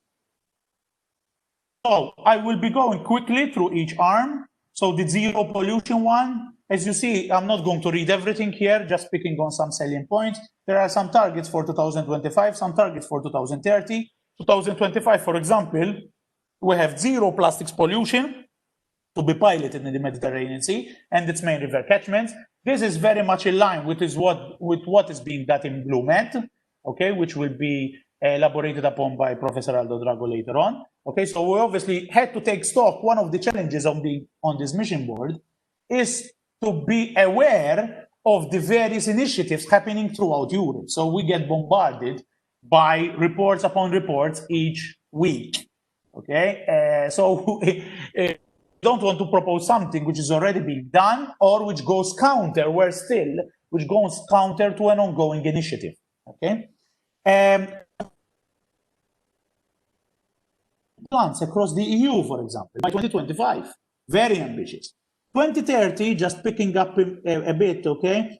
For example, 100% of urban wastewater is subject to tertiary advanced treatment, okay. Or that reused water contributes to an average of 20% of total irrigation. This is 5% at the moment across Europe, that we reuse water we reuse 5% of water, of filtered water for irrigation. We want to quadruple that to 20%. Okay, that 100% of all wastewater is treated and reused in new cruise ships. Okay, and so on and so forth. And for example, the release of pharmaceuticals is reduced by 50%. So again, very ambitious. Next slide, please. Starfish arm 2, regeneration of degraded habitats. So the first arm was about reducing pollution. Okay, all forms of pollution, not just plastic. A discussion about pollution shouldn't be just about plastic. And I was adamant about that. Sometimes priorities get distorted by what we hear in the media. Plastics are a problem, but they are not the only problem. A lot is being done about plastics, and we are turning a blind eye to a lot of other stuff. For example, to biological pollution, i.e. alien species. Nobody's speaking about that. Okay? If lionfish had to come in Malta, it would be a disaster to fish stocks. And I'm not saying this out of, a knee-jerk reaction. This is what happened in the Caribbean, where diving tourism crashed because their reef fish biodiversity went down. People are no longer going to dive in the Caribbean because of the lionfish. Okay, just to give you an example. But anyway, so starfish armfish number 2 is about regeneration. So the habitats which have been damaged, now we want to restore them. And this is a very popular topic in the EU. There was a project which I advise you to visit the website through the previous horizon. It was MERCES, MERCES, which they managed to replant to transplant Pinna nobilis, noble penshell, kelp forest, a number of degraded habitats with a large degree of success, even coral and so on, across Europe. This sort of success stories that European citizens want to hear about. Okay, so for example, I'm just picking up one randomly. For example, the last one, 50% decrease in total water abstraction and 20% decrease of groundwater abstraction compared to 1990.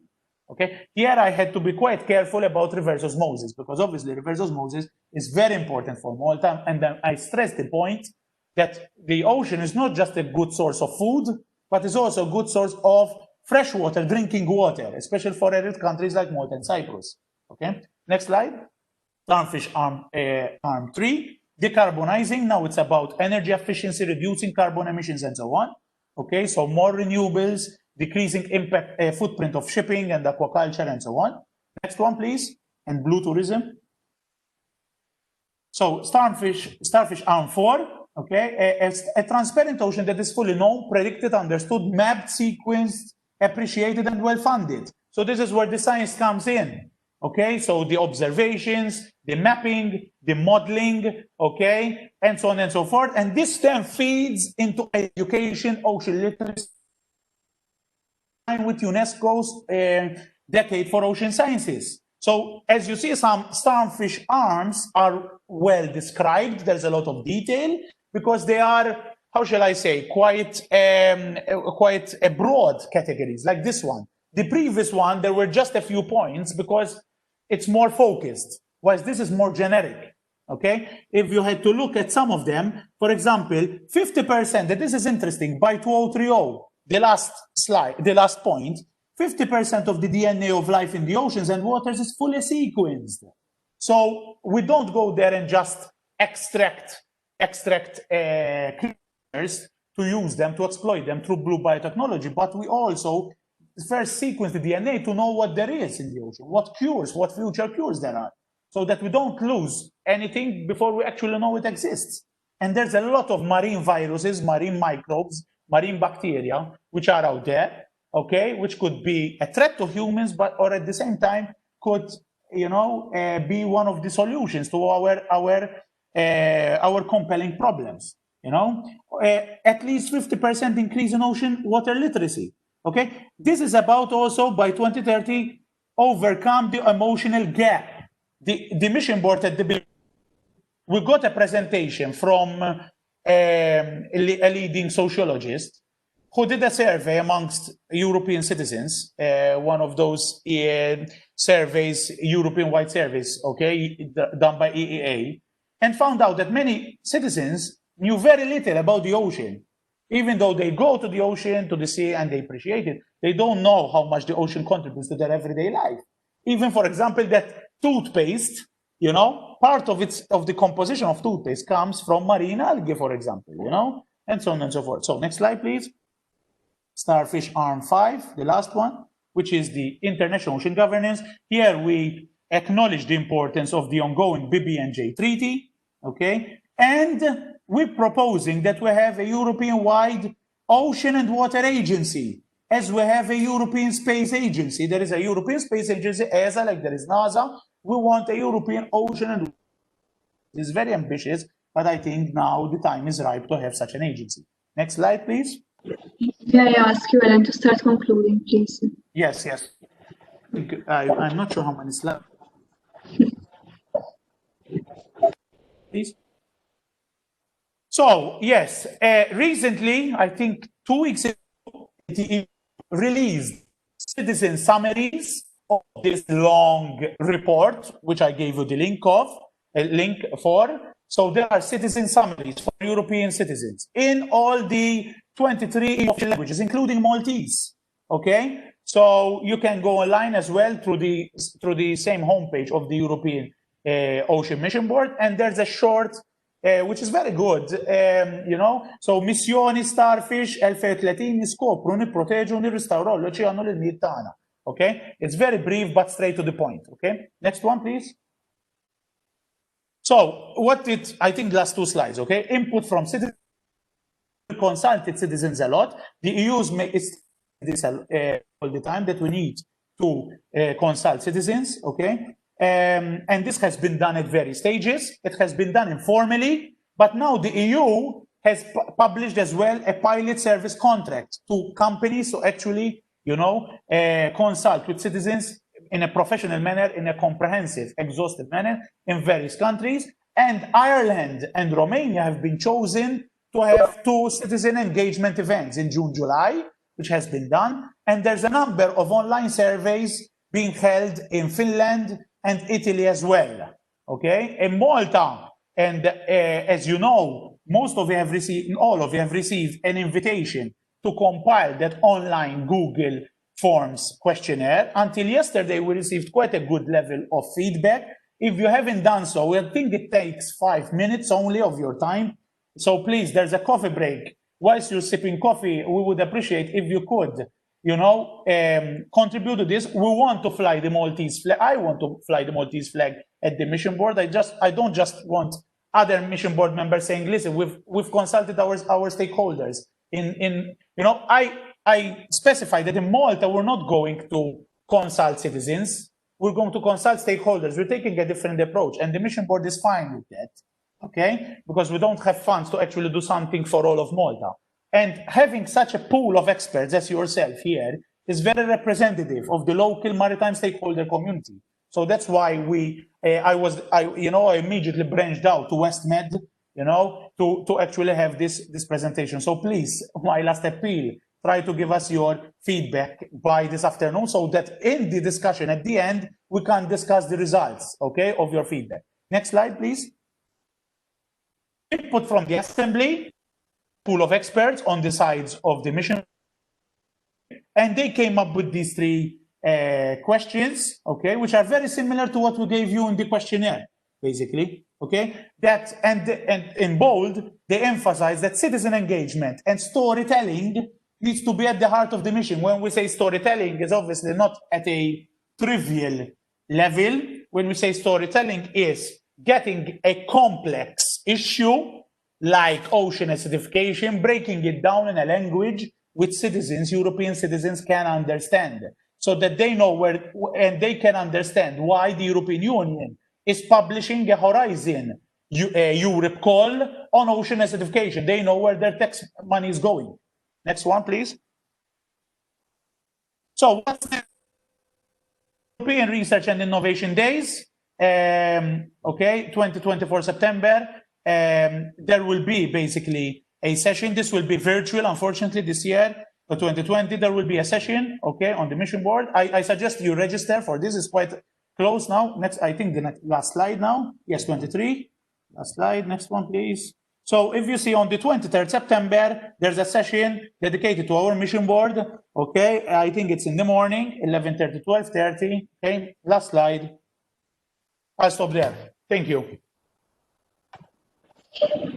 Thank you, Alan, for that very detailed presentation. We now really stop for a coffee break, and we'll meet you in 15 minutes at 11:05. So please fill in that questionnaire, okay? Fill in the online questionnaire. Yes, please. It's the link is copied in the chat as well for you. Okay, we'll see you soon again. Thank you. Thank you. I hope you had managed to take a short break. We'll wait for everyone to get back and continue.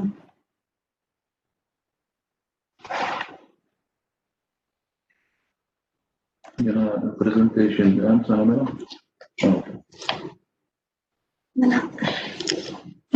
In the second part, we will commence with a group of 3 presentations on funding opportunities that are offered by MCST.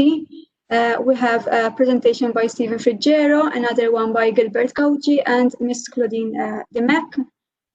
We can start off by the presentation of Stephen, please.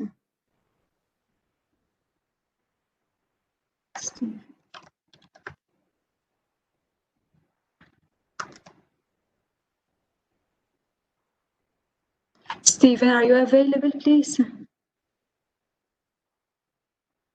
Yeah, hi. Good morning. I'm just going to share my screen with you right now. Sure.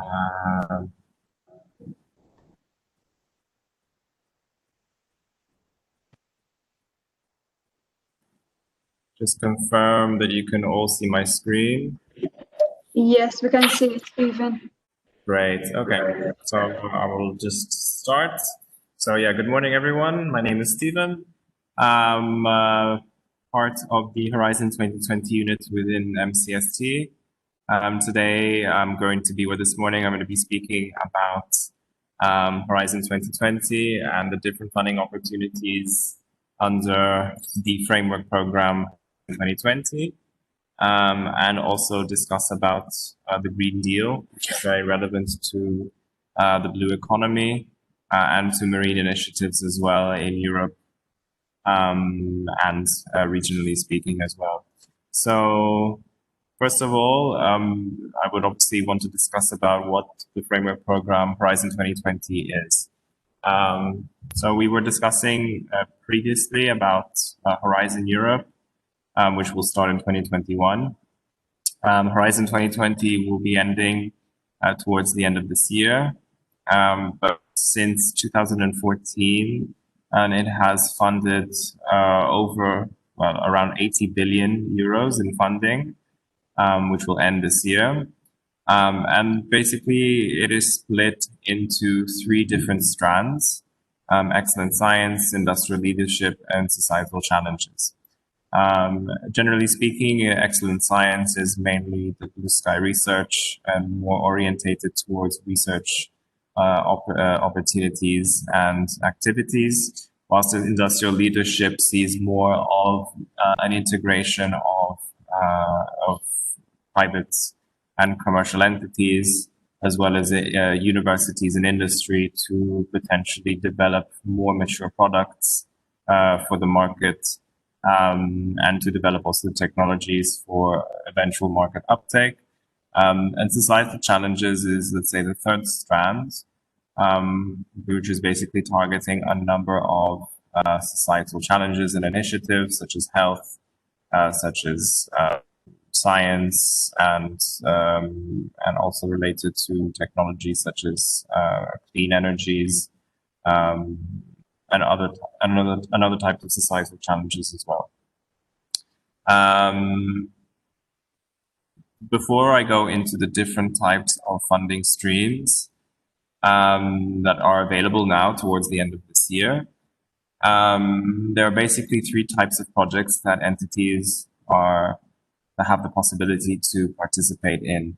The first one is the Research and Innovation Action. And as I was mentioning before, these are projects that are more on the research side, that they develop technologies, and hence the technology readiness level, which is basically the maturity of the technology, is very much at the early stage. Generally the outputs and deliverables, and let's say the objective of these kind of projects are to really start and develop new technologies or solutions. And the funding rate is always around 100%. You have a second type of project, which is called the Innovation Action Project. And basically these are, as I was mentioning, more mature technologies, higher TRL levels, which obviously would bring in more industry, more involvement of industry, more involvement of the private sector to potentially help commercialize technologies developed in this stage. And the last is the coordinated and support actions. So basically these are more on cooperation and coordination, potentially activities such as policy outreach, collaboration with other entities, supporting other entities as well, rather than pure research and development and of technologies. Always still within the scope, of course, of innovation and technology.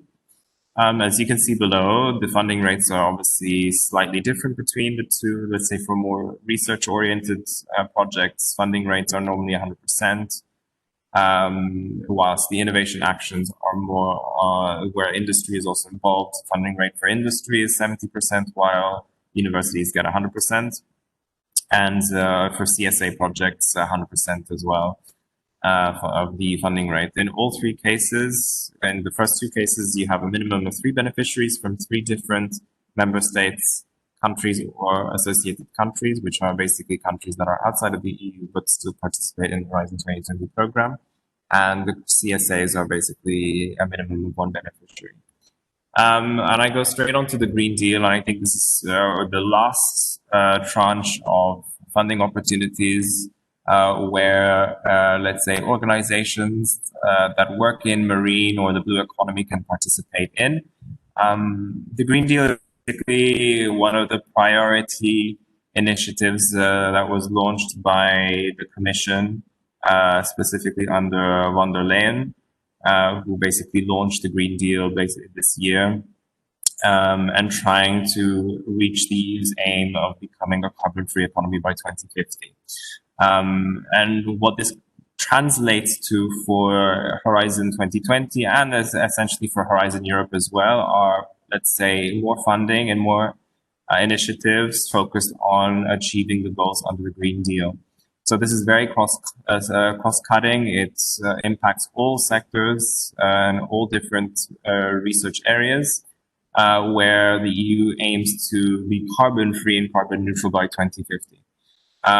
So for the Horizon 2020 program, the Green Deal calls will be launched with around €1 billion. So a lot of money being allocated for the Green Deal. And you will have topics ranging from climate change to clean energy, renewable energy technologies, as well as environmental research activities. So I'm going to quickly highlight these today. And of course, if you have any more information, please reach out to us and we can obviously discuss all of these calls in more detail. And I've highlighted 6 of them, which I think are very much relevant to our topics of discussion today. The first call is related to the Green Deal on the transparent and accessible seas and oceans.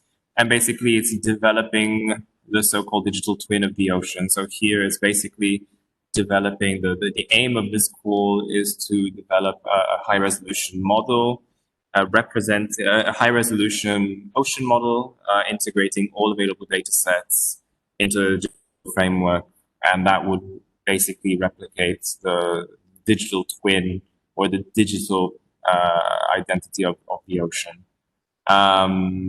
In the second call, again, most of these calls are very cost-cutting, and they also include elements related to marine or the blue economy. This call is more about citizen engagement. We were talking about citizen engagement before in Horizon Europe. and emissions. And really here it's about, this call is specifically targeting raising awareness with citizens on climate change, sustainable development, but also related to the marine environment as well. The third call is more on just demonstrating innovative technology. So we were talking about offshore energy in the beginning this morning. This call is actually focused on developing offshore renewable energy technologies and how this integrates into the energy system. So marine offshore technologies, it could be anything also related to wind or marine or ocean powered renewable energy and so on and so forth. I'm trying to keep on going. Another one is more focused on biodiversity. So this is another call relating to demonstrating how we can restore ecosystems, especially marine ecosystems. So actually doing a demonstration of upscaling and replicating best practices for ecosystem restoration. This can be done at a regional, national, or cross-border level. The call on pollution. So we have actually the last two calls are more related to pollution in the seas. The first one is more based on knowledge-based activities, basically establishing new knowledge or improved technologies to protect the environment or marine environment, particularly from chemicals. And then the last call is more on developing methodological approaches and regulatory approaches to prevent, again, industrial chemicals and pharmaceuticals as well. There are other calls, for example, also related to plastics and microplastics, which impact on the seas. But here we've just highlighted a couple of them, a couple of the calls that have to do with the marine environment.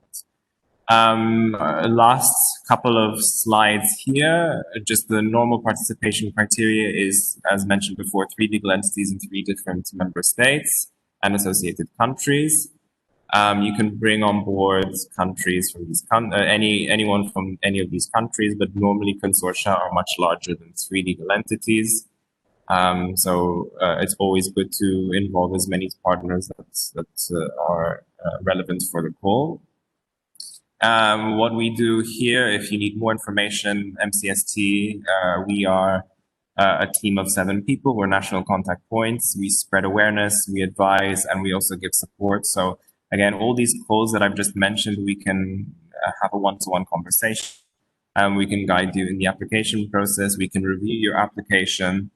So feel free to actually reach out to us on this.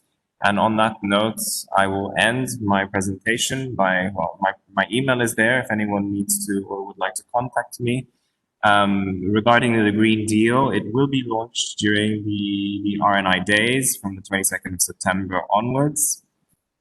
So the actual call text will be launched on the 22nd of September, but feel free to reach out to us even before that.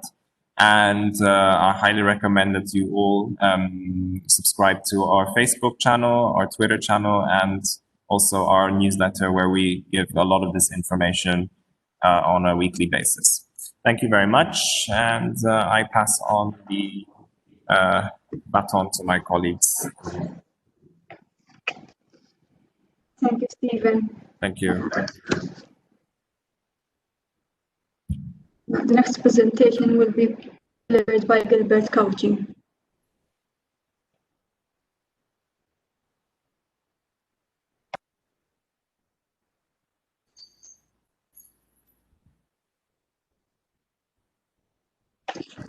Gilbert, we don't hear you. Maybe you need to unmute your microphone.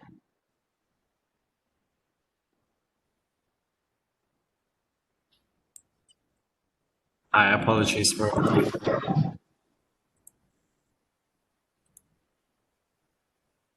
is my screen showing now? Yes, perfect. Thank you. Thank you so much.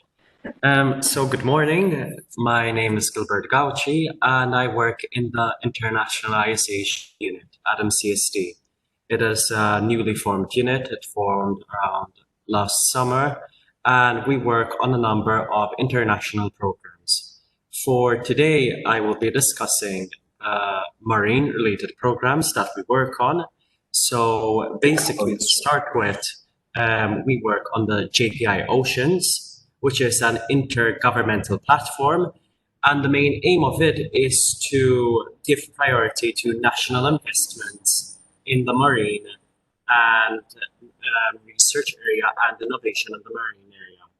And then under the umbrella of JPI Oceans, there are a number of joint actions which we also participate in. And these are the Martera, the Blue Bio, the ecological aspects of microplastics, and Science for Good environmental status. So to give you just a very brief overview, the Martera also aims to, for example, strengthen the European research area in maritime and marine technologies.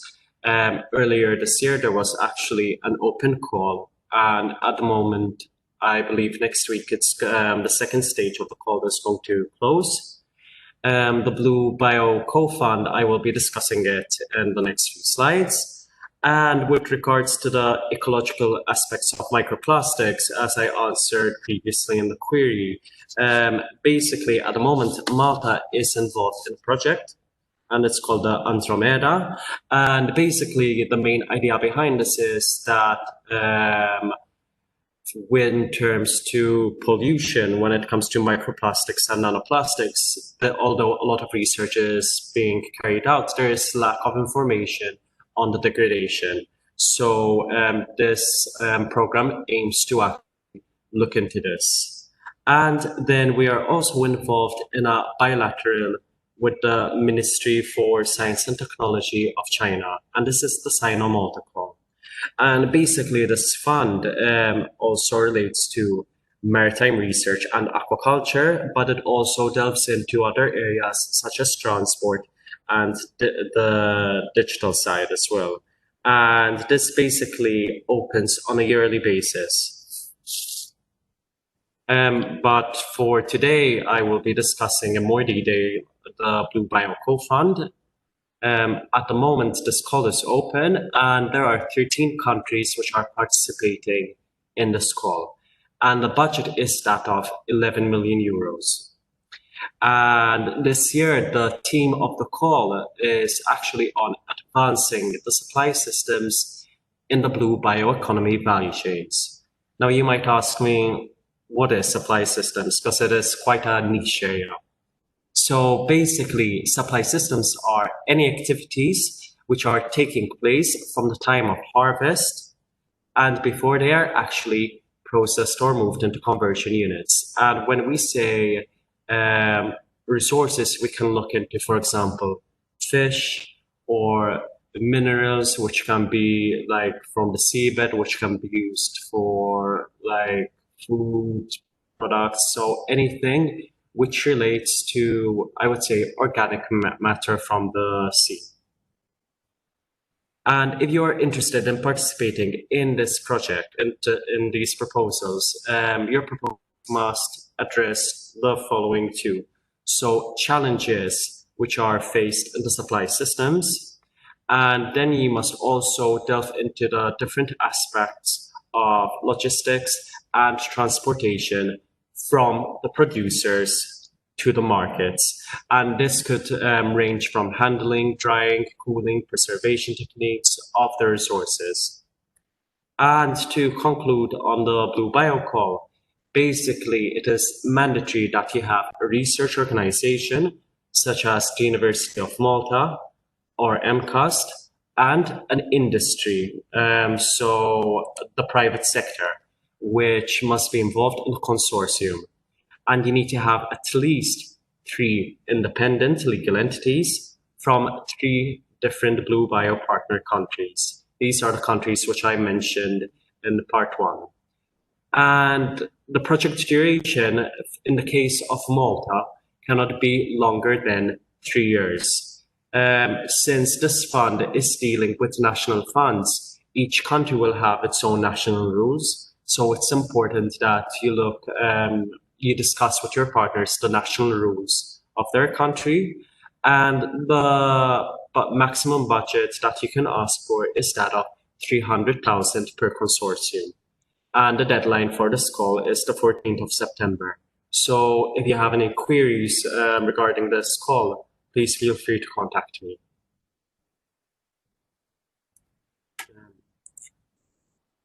And to conclude, I would like to invite you to be part of the JPI Oceans Strategy Framework Update. So basically, at the moment, they are collecting feedback, insights.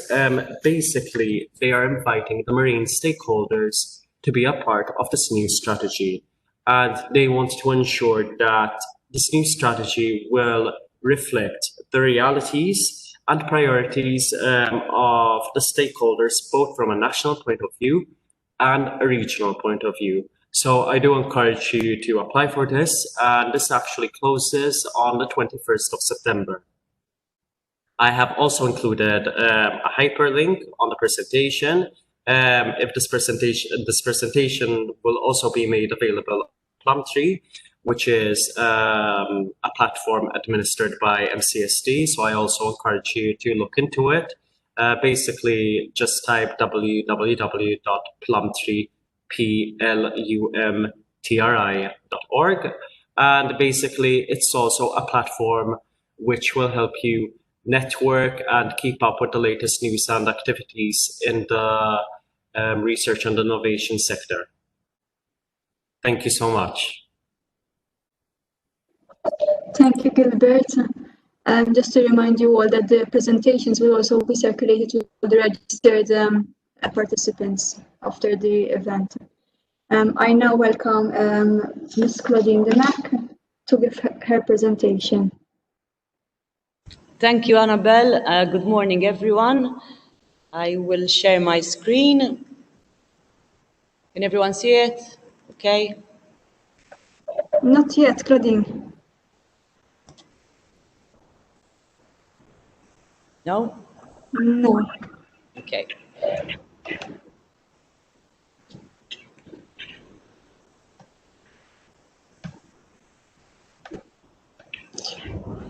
If you want, I can share it for you. Yes, I have. All right.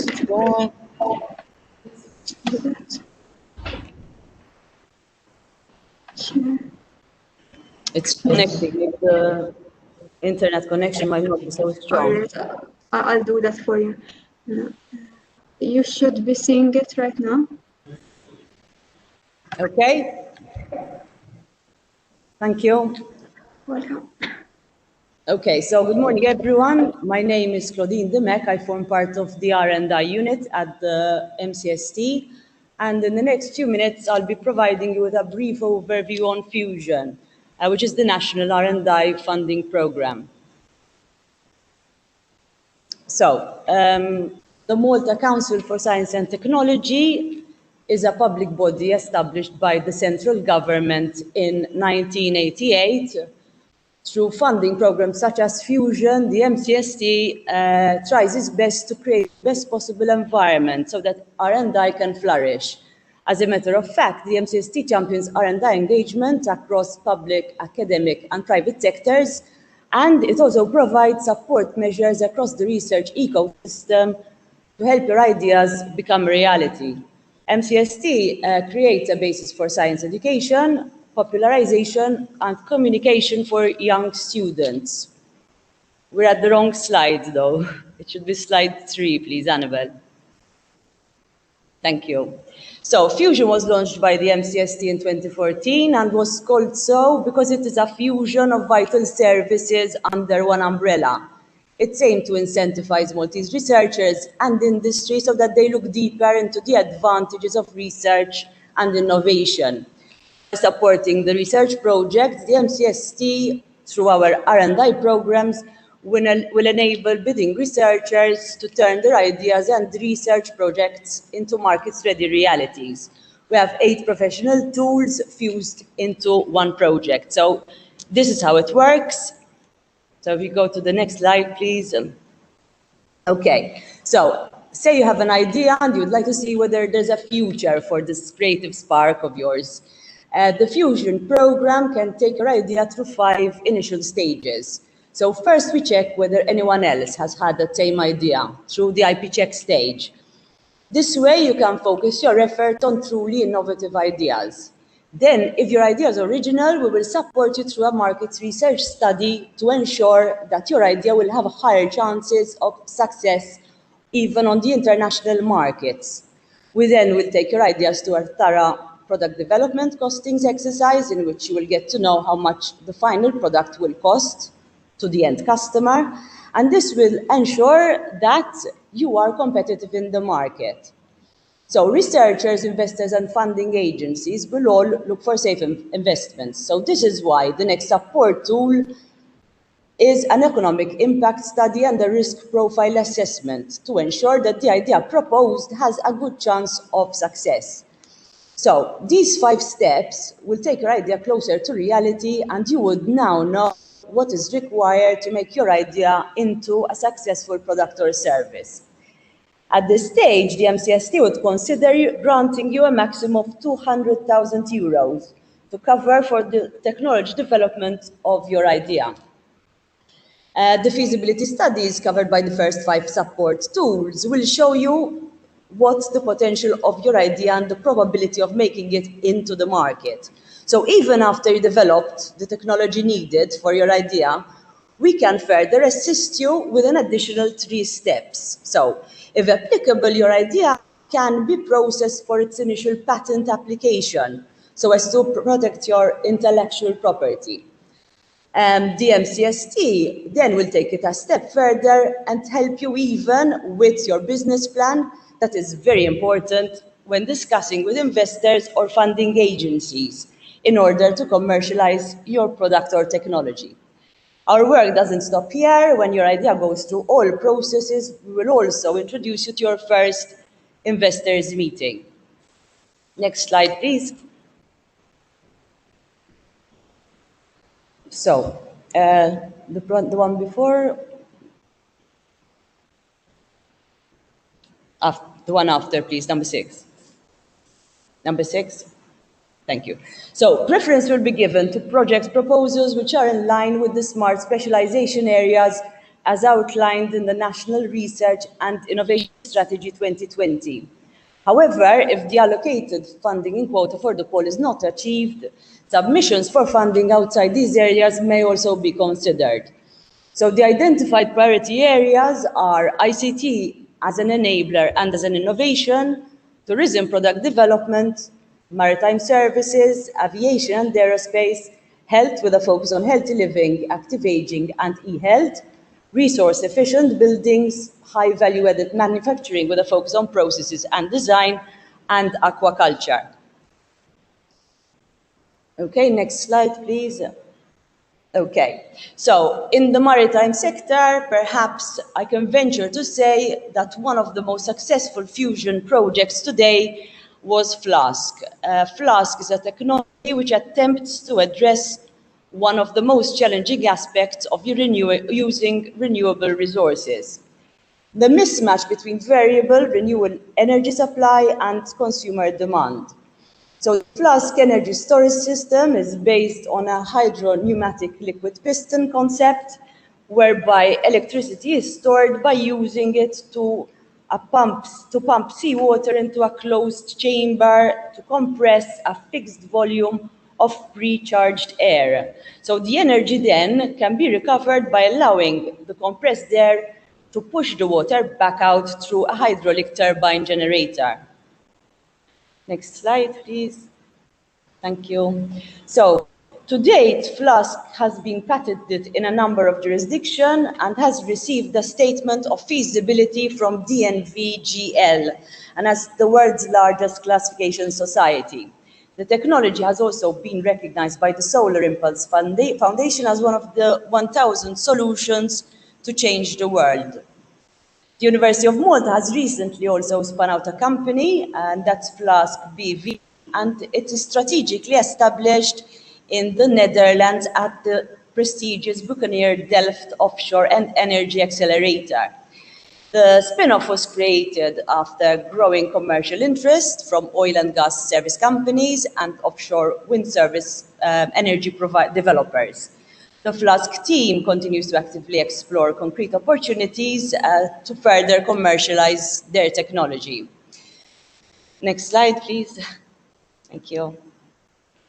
So since the original idea was developed in 2014, Flask has grown from a concept to a tried and tested technology. Fusion, in fact, funded the first prototype of this technology.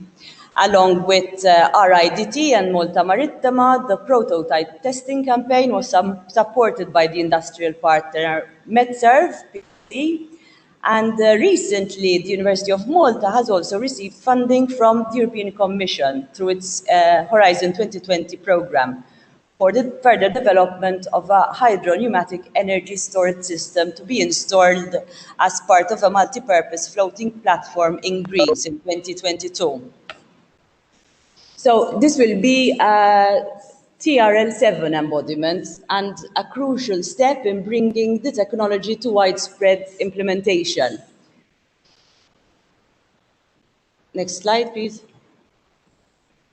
Okay, so some of the benefits of fusion, it raises the level and profile of locally funded research, as you could see from the example I chose of the Flask technology. It provides financial support for research, development, and innovation, preferably, of course, within the smart specialization areas. It ingrains research and innovation in the heart of the Maltese economy, as well as encourages collaboration and knowledge transfer between public entities and industry players. It spurs knowledge-driven and value-added growth, as well as sustains improvement in the quality of life. So who is eligible to apply? Funding is accessible only, in this case, for Maltese legal entities, whether these be private or public. This does not preclude foreign parties to participate. However, they would not be eligible for funding. So this brings me to the end of my presentation, which I hope you found useful. Thank you for your attention. We are always happy to chat about your technology, your ideas, proposals, go over your applications. Please feel free to get in touch with us whenever you need to. Thank you. Thank you so much, Colleen, for that. Thank you, Gilbert and Stephen. We now move on to the presentation of Aldo Drago on the Westmead implementation plan. Yes, good morning. Thank you, Annabelle. I'm trying to share my screen, okay?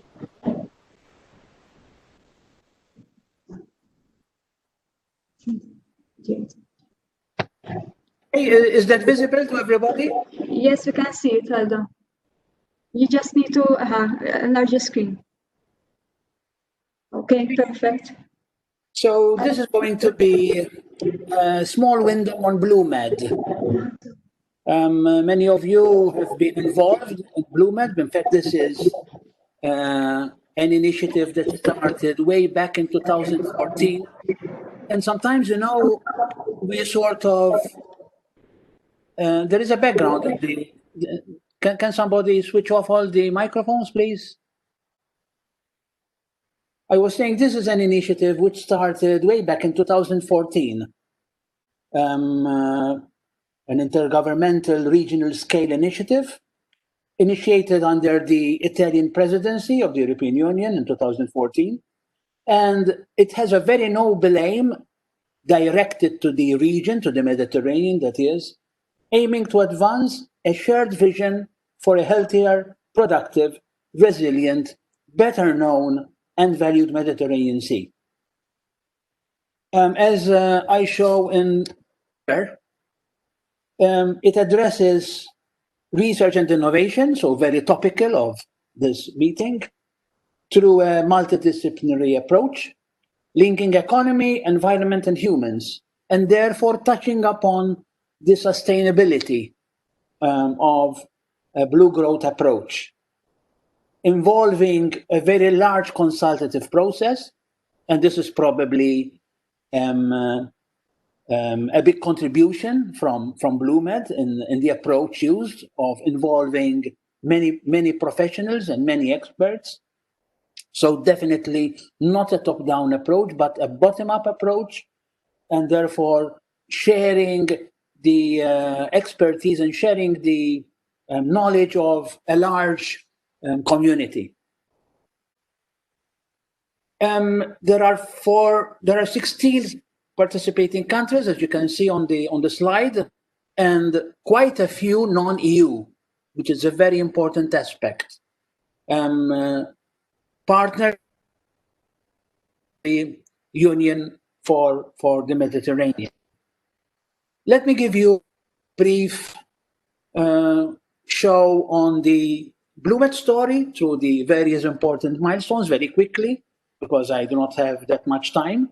But of course, the very launch of the concrete action started in 2015 with the BlueMed Strategic Research and Innovation Agenda. We call it the SRIA. This is our Bible. Then the real big boost came in 2016 when the Horizon 2020 support and coordination project, the BlueMed CSA, was funded. And one of its first key targets was the updating and refinement of the SRIA through a very wide consultative process. A few words about SRIA. This is a very important document, which of course can be shared with anybody who would like to read more about what BlueMed is doing.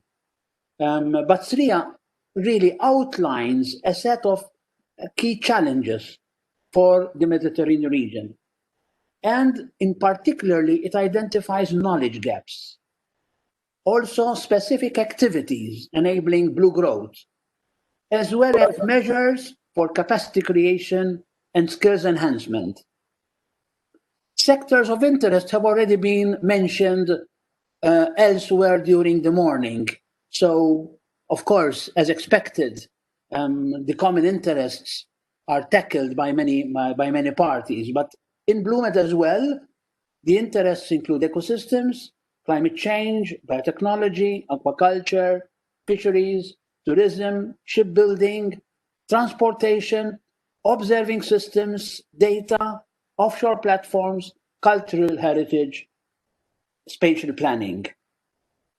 Revolving around 4 pillars: knowledge, economy, technology, and policy, we think that the BlueMed SRIA is providing an excellent framework for the Mediterranean countries to develop and align their marine and maritime research and innovation agendas. And my appeal is, I made a comment earlier on in the meeting that let us not continue to reinvent the wheel, but let us build on what we already have.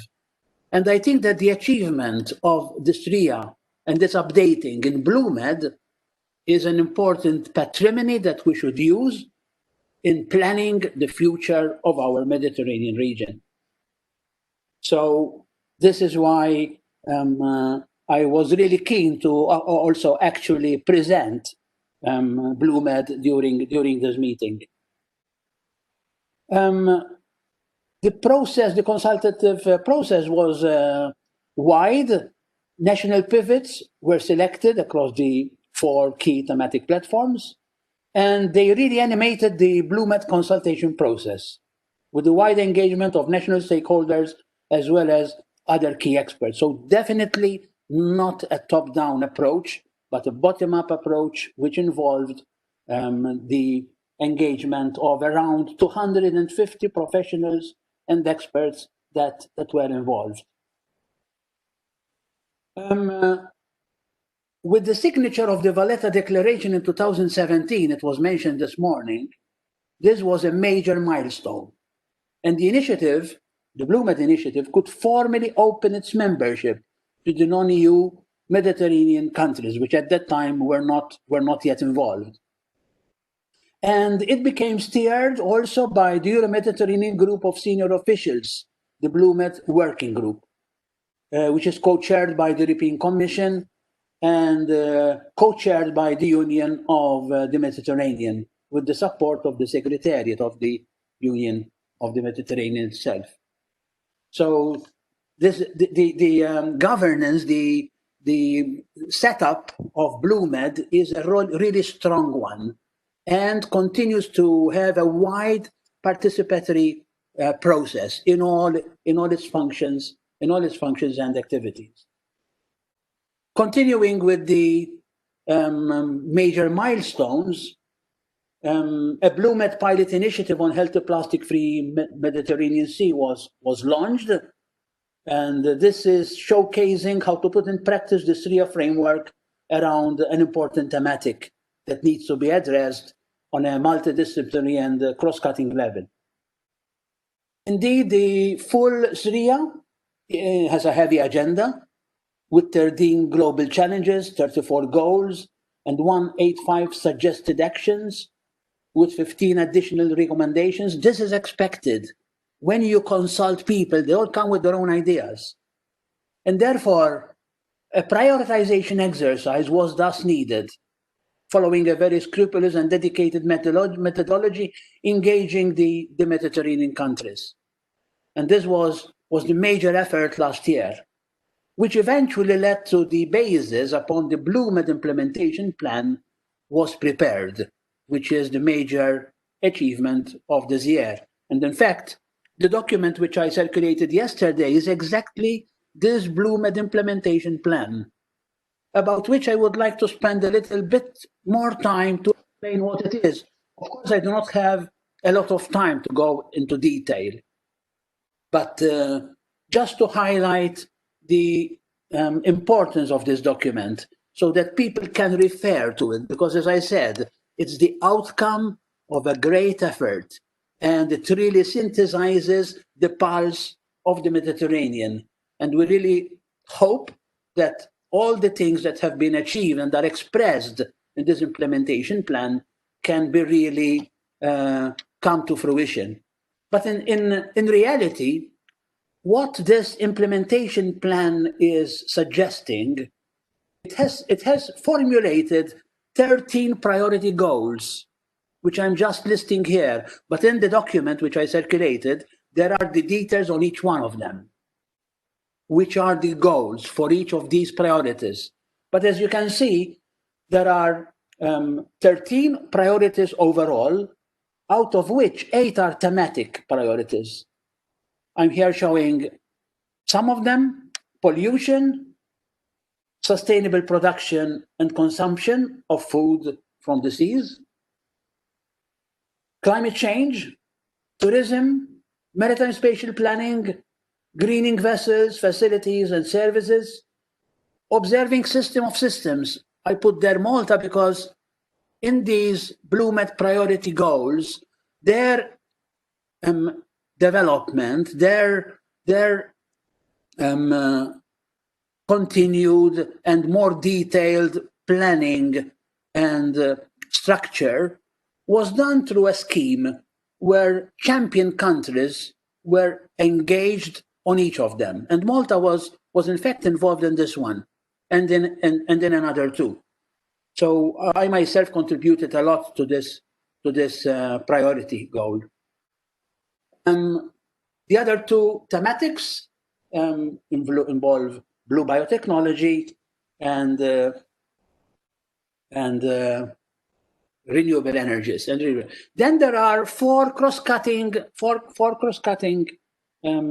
areas, which are on open data, open science, open innovation. Again, there we had an important contribution as a champion country, and building capacity, blue skills and blue professionals here as well. We were involved mainly through Mr. Bujea from MCST.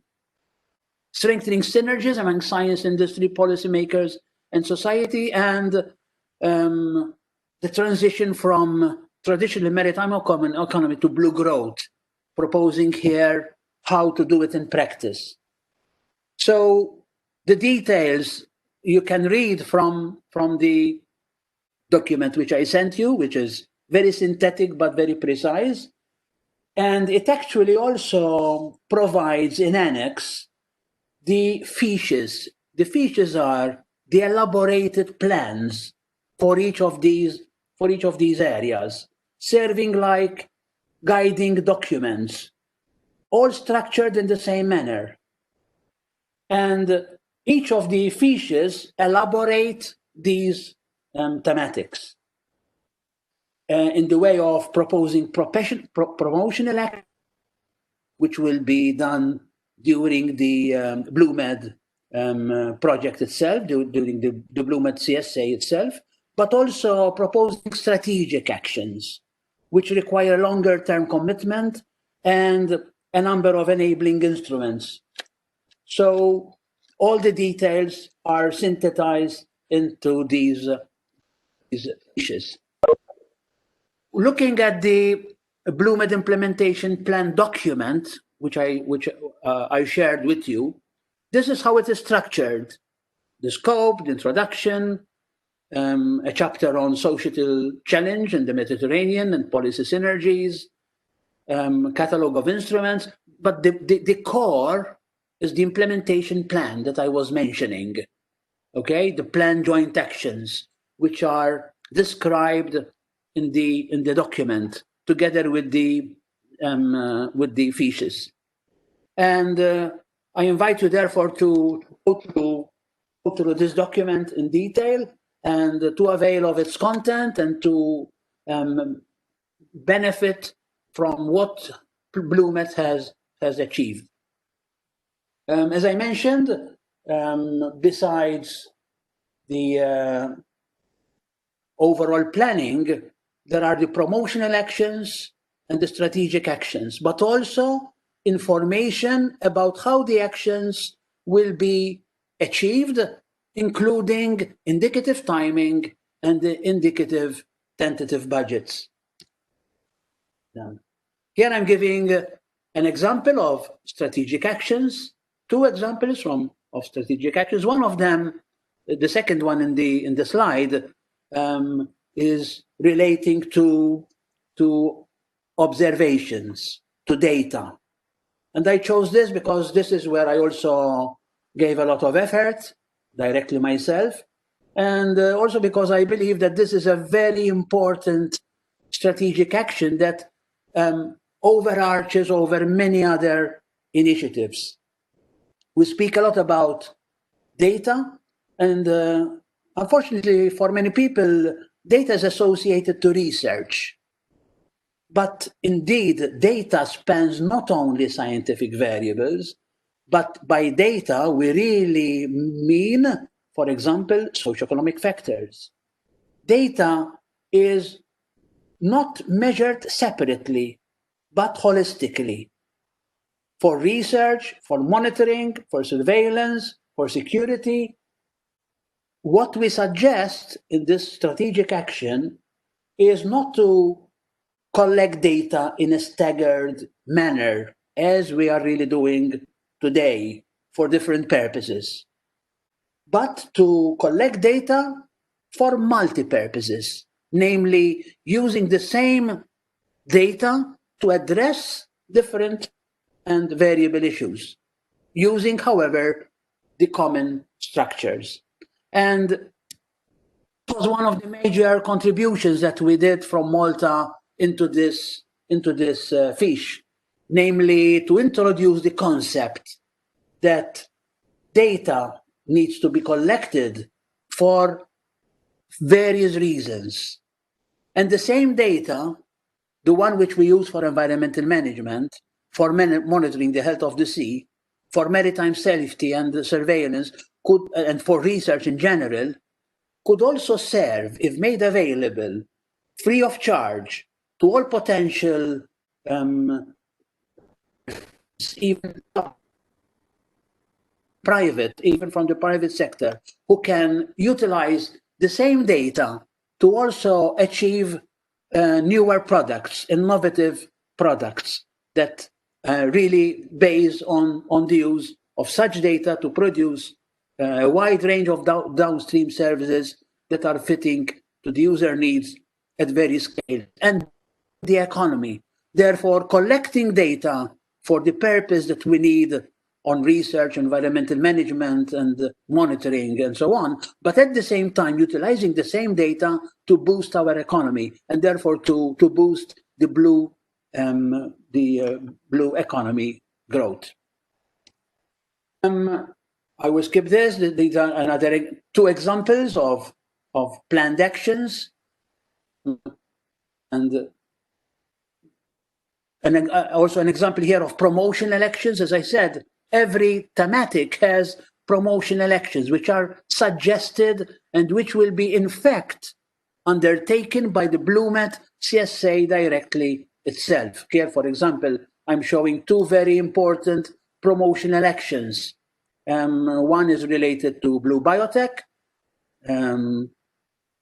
through the joint BlueMed CSA and Ocean 4 Biotech Cost Action Operational Thematic Conference.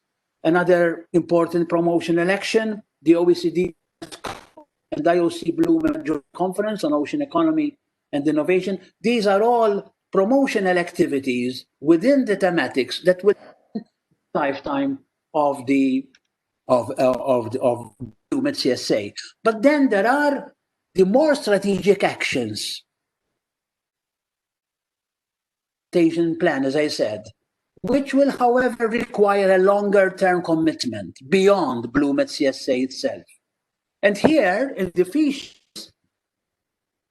it is proposed a range of instruments and suitable tools, including frameworks and the financing elements needed to concretely work on the implementation of the 13 priorities and to reach the underlying goals. These are longer-term targets, which therefore require the involvement of several institutional and non-institutional actors, like international, national, and regional scale, including their strategic elements, aiming at the development of a sustainable blue economy.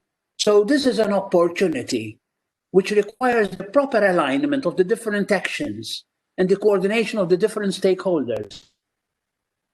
This is why I was making the point earlier on that although there are many opportunities, but we need to synergize these opportunities so that we have some, not just common target, but a common approach of how to achieve them. And I think that the BlueMed implementation plan, at least on the scale of the Mediterranean, is really providing us with this planning, with this overall strategic actions that need to be done to reach all the goals. Then there are other important instruments linking to major initiatives, like, for example, the EU 7-year Rndi framework programs. We heard earlier about the Horizon Europe and about the mission board and about the things that are being planned there, of course, on a European scale. But I hope that the people doing this planning are also keeping the Mediterranean as a regional sea of the EU into the perspective.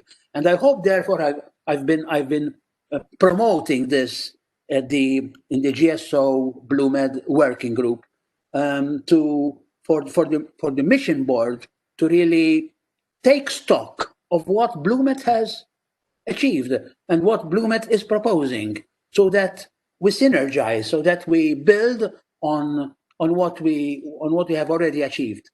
There is also the UN Decade of the Ocean Science for Sustainable Development that the UN IOC is planning, again, to a very large consultative process. And the joint program initiatives like JPI Oceans, which was mentioned before, and many other networking initiatives and regional initiatives, including, of course, Westmead itself. But last point in the slide, we really need to engage with the non-EU countries, especially at the Mediterranean level, so that we overcome the significant gaps in the economic development and resources allocated to Rndi between the north and south shores of the Mediterranean. So in a nutshell, all of these things are part of the essence of the BlueMed implementation plan. And I now spend my last slides. I could not but take the opportunity to say a few words about what we are doing in Malta, especially from the group that I lead at the University of Malta, the Physical Oceanography Research Group. We have been already involved in many actions, starting way back and many years ago, that have led to provide a capacity that can really implement. It's not just writing words, but it's about doing things. And I'm here showing this slide, which I like to use to express the importance of knowledge in boosting the national economies. But of course, knowledge has to rely on data and information.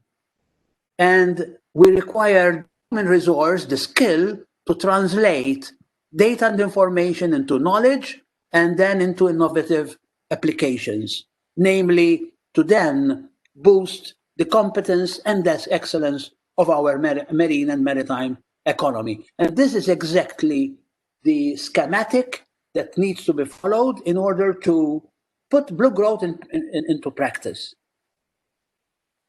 And my last two slides is about observations. We know that in Europe, there is the European Ocean Observing System, Copernicus and Demodnet, for those who know about these two platforms.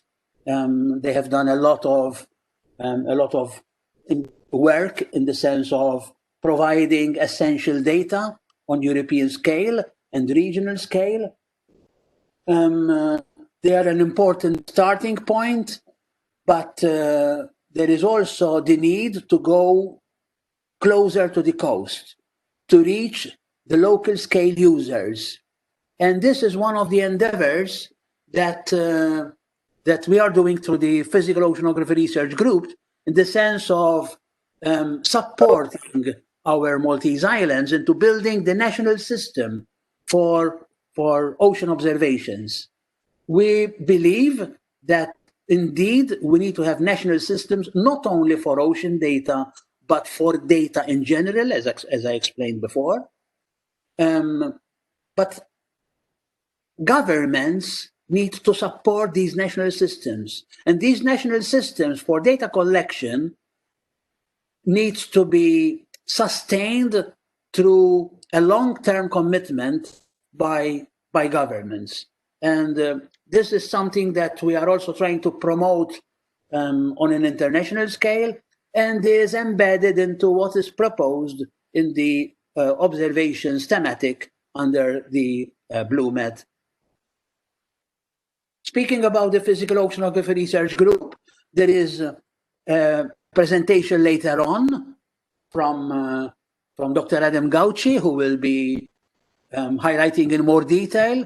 But the Physical Oceanography Research Group in its activities is already contributing to the blue economy. And I wanted to raise this slide to show in what manner we are doing this in practice.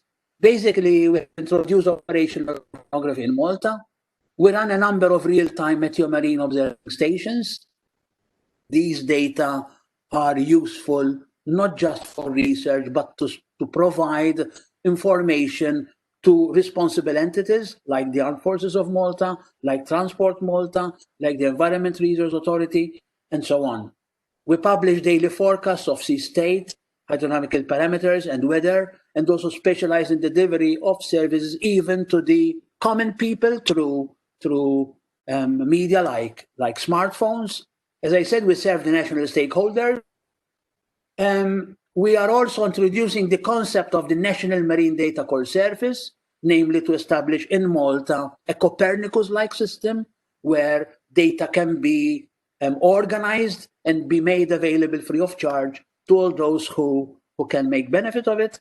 And of course, we are, as a university, tackling the training of the marine professionals from tomorrow. It's important that we also build the human capacity in order to be able to tackle the future. This is my last slide. We are part of the Copernicus Academy Network. We have organized several international schools on oceanography and the blue economy, the most recent ones in 2018 within the Jericho Next project, and more recently last January, organized in collaboration with the Commonwealth Small States Center of Excellence, again, addressing oceanography and the blue economy. So these were two direct contributions to the thematic of this meeting. But of course, on a longer term, we offer a specialized MSc course, the MSc course in Applied Oceanography, which is a one-year full-time course intended to train postgraduate students and professionals on state-of-the-art methodologies and tools to measure, understand, and predict the marine environment and derive sustained benefits from the sea. We have been running this course now for the last 6 years, and I'm proud to say that all of our students who have graduated from this course have been now integrated into important positions and appointments within important stakeholders in Malta. And of course, applications are still open for this course. There is the link there. And of course, we are engaged with the now European University of the Sea, which is an alliance of 6 European universities, which will eventually lead to the setting up of an entity of a European university that will deliver its own courses and deliver its own academic goals. I think this is all from my side. I hope this was useful and provides you with some better insight, but also gives you some idea of how much BlueMed has achieved and what are the goals for the remaining part of the project and beyond. Thank you very much. Thank you a lot, Professor Drago, for that very informative presentation. We now have the final set of our presentations for the event. Mr. Michael Kallus, the CEO of Malta Maritime Forum, will be explaining the importance of interlinkages between the sectors within the blue economy in Malta. And the final presentation will be delivered by Dr. Adam Gauci and Ms. Audrey Zamit from the Physical Oceanography Research Group at the University of Malta on the importance of digitalization within the blue economy. I now give the floor to Mr. Michael Kallus.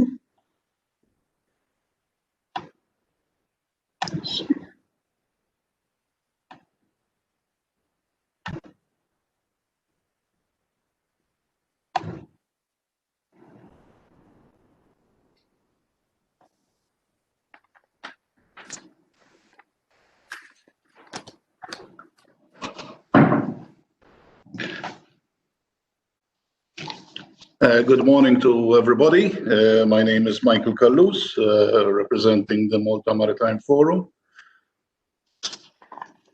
The subject matter that we are dealing today is the imperative of interlinkages between blue economy operators to avert common risk and exploit joint opportunities.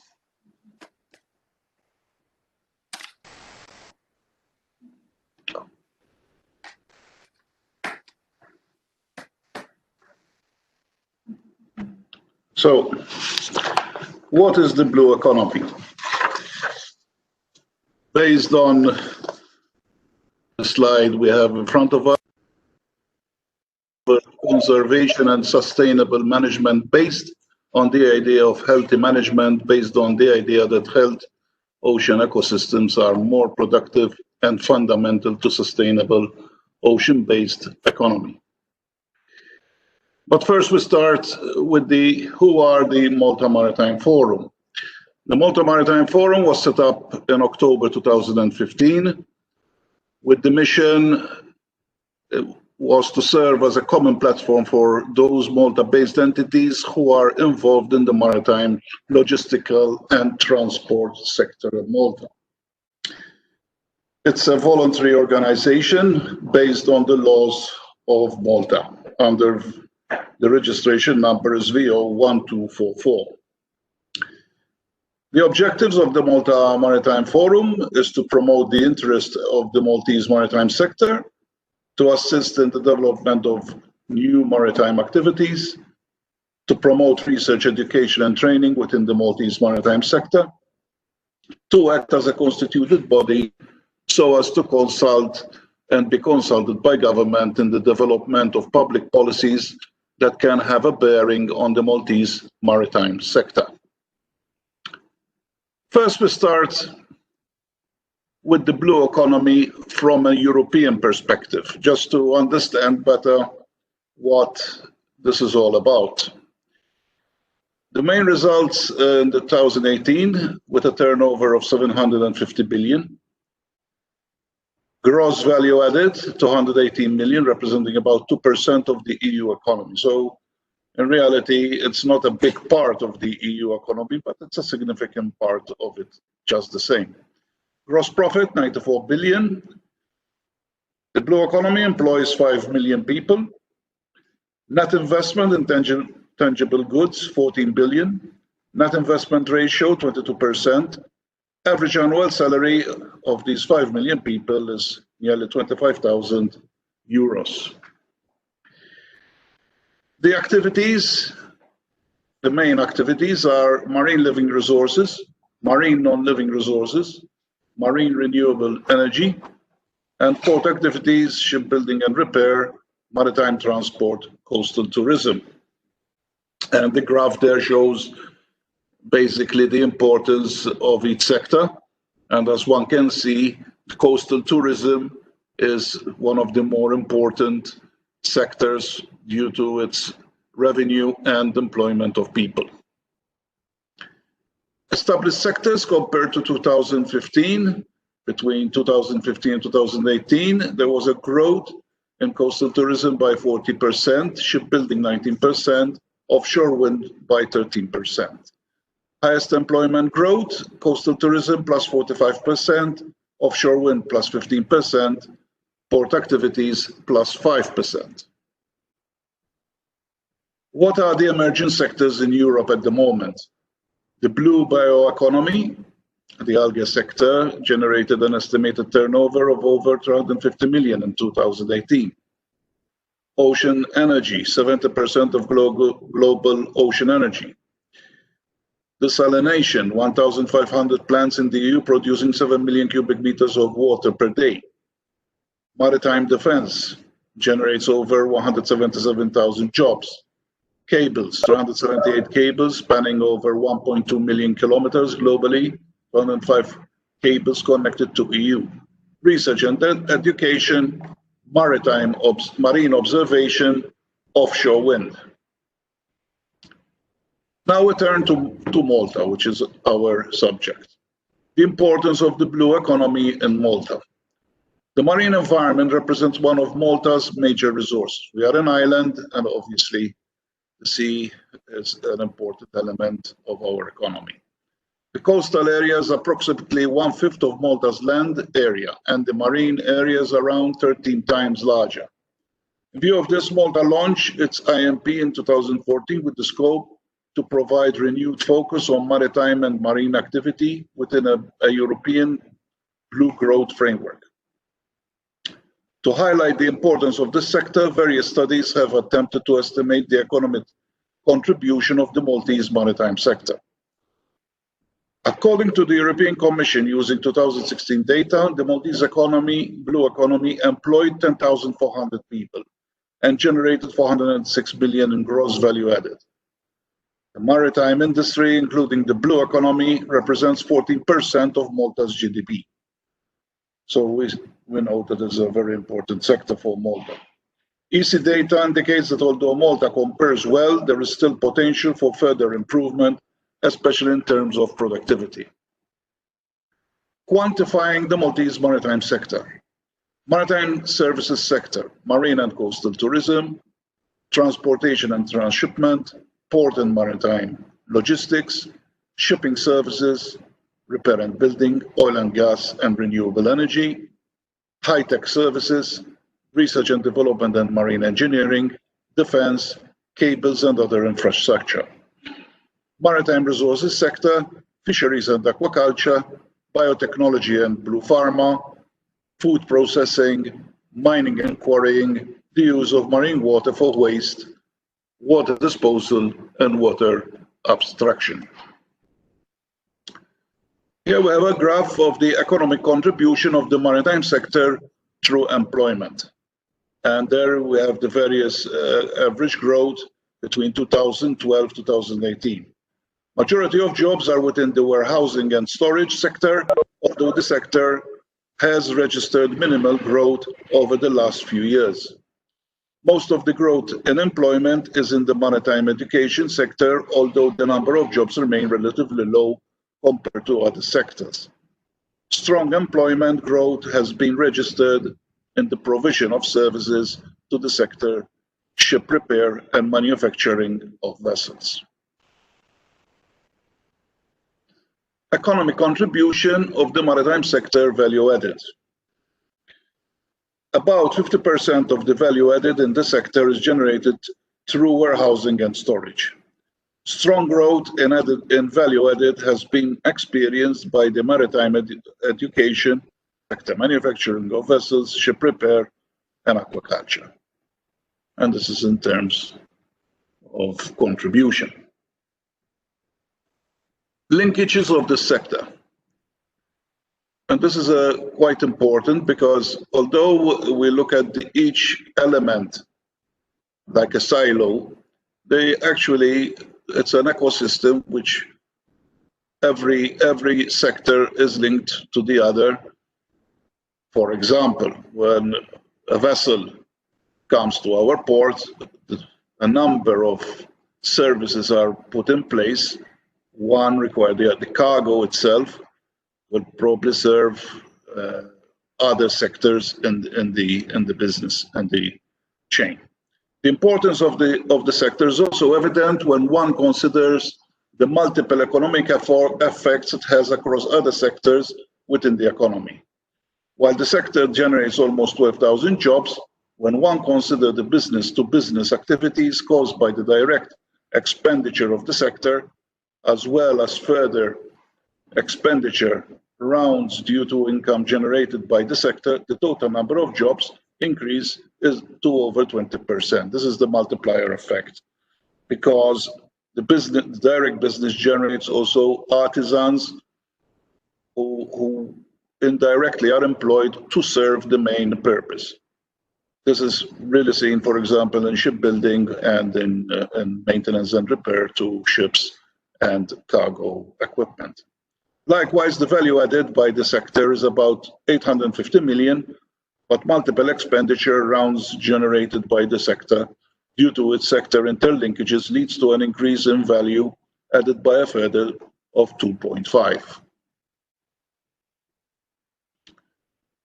We now move to post-COVID-19 situation in the Maltese blue economy. Fortunately, the data that we have is obviously for 2018, the last issued by DigiMove. We are now into 2020, and all of a sudden we find a complete different situation because of COVID-19. The vulnerability of the sector is evident by the latest impact caused by COVID-19, highlighting the importance of enhancing the resilience of the sector. Coastal tourism will be the most affected, with average loss of business over 75%. Cruise line industry down by 90%. The general slowdown in maritime activity brought about losses in turnover of entities that are engaged in the local maritime industry, with these losses estimated to range from 20 to 90%. The closure of the ports for 3 months affected revenue from port services, with loss of business experience at 50%. A drop of about 35 to 40% in cargo carryings resulted from reduced imports and exports. Transportation and transshipment will be affected negatively by 35%. The total volume of containers handled by Freeport terminals dropped by 36% in March and April, when compared to the same period last year. Ship repair and other services experienced a contraction by 60%. This data was taken mostly directly from our members to give this grim picture of the situation, which was by the end of June this year. So the data is quite up to date. What do we expect to happen post-COVID-19? Obviously, we are at a low at the moment, so anything going forward would probably be a nice increase. Expected rebound in 2021, and the economy is expected to reach 6.5%. This data comes from the EU, so it's not our calculation, but it's the EU's calculation. Increase in imports will fuel increase in port services. Coastal tourism will increase and affects other trades connected in the maritime sector. Yachting and cruise line business will increase as COVID-19 restrictions are eased. The fish farming sector is expected to register an increase in exports. Policy recommendation going forward. The strength of the sector strongly depends on the development of interlinkages between the blue economy operations. We've seen this during COVID-19 that although, for example, when the ports were closed and we limited imports to essential goods and medical supplies, this affected a lot of sectors. For example, engineers which repaired vessels, or we had surveyors who updated certificates, so ships, the related certificates. So, down the line, even indirect services were affected. This allows operators to focus on their strengths and as a means of averting risk and exploiting opportunity. This requires effective policy which addresses the gaps of the sector, including skills gaps, infrastructural gaps, and regularity gaps. Develops favorable framework conditions for potential sectors, supports the identification of collaboration not only across the sector but also across borders. WestMed plays an important role in this regard.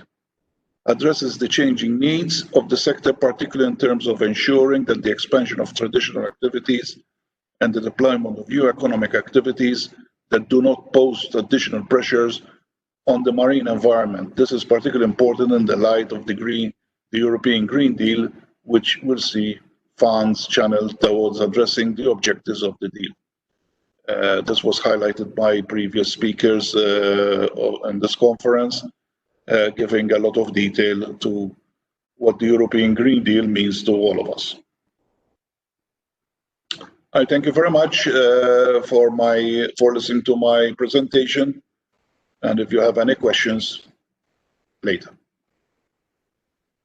Thank you.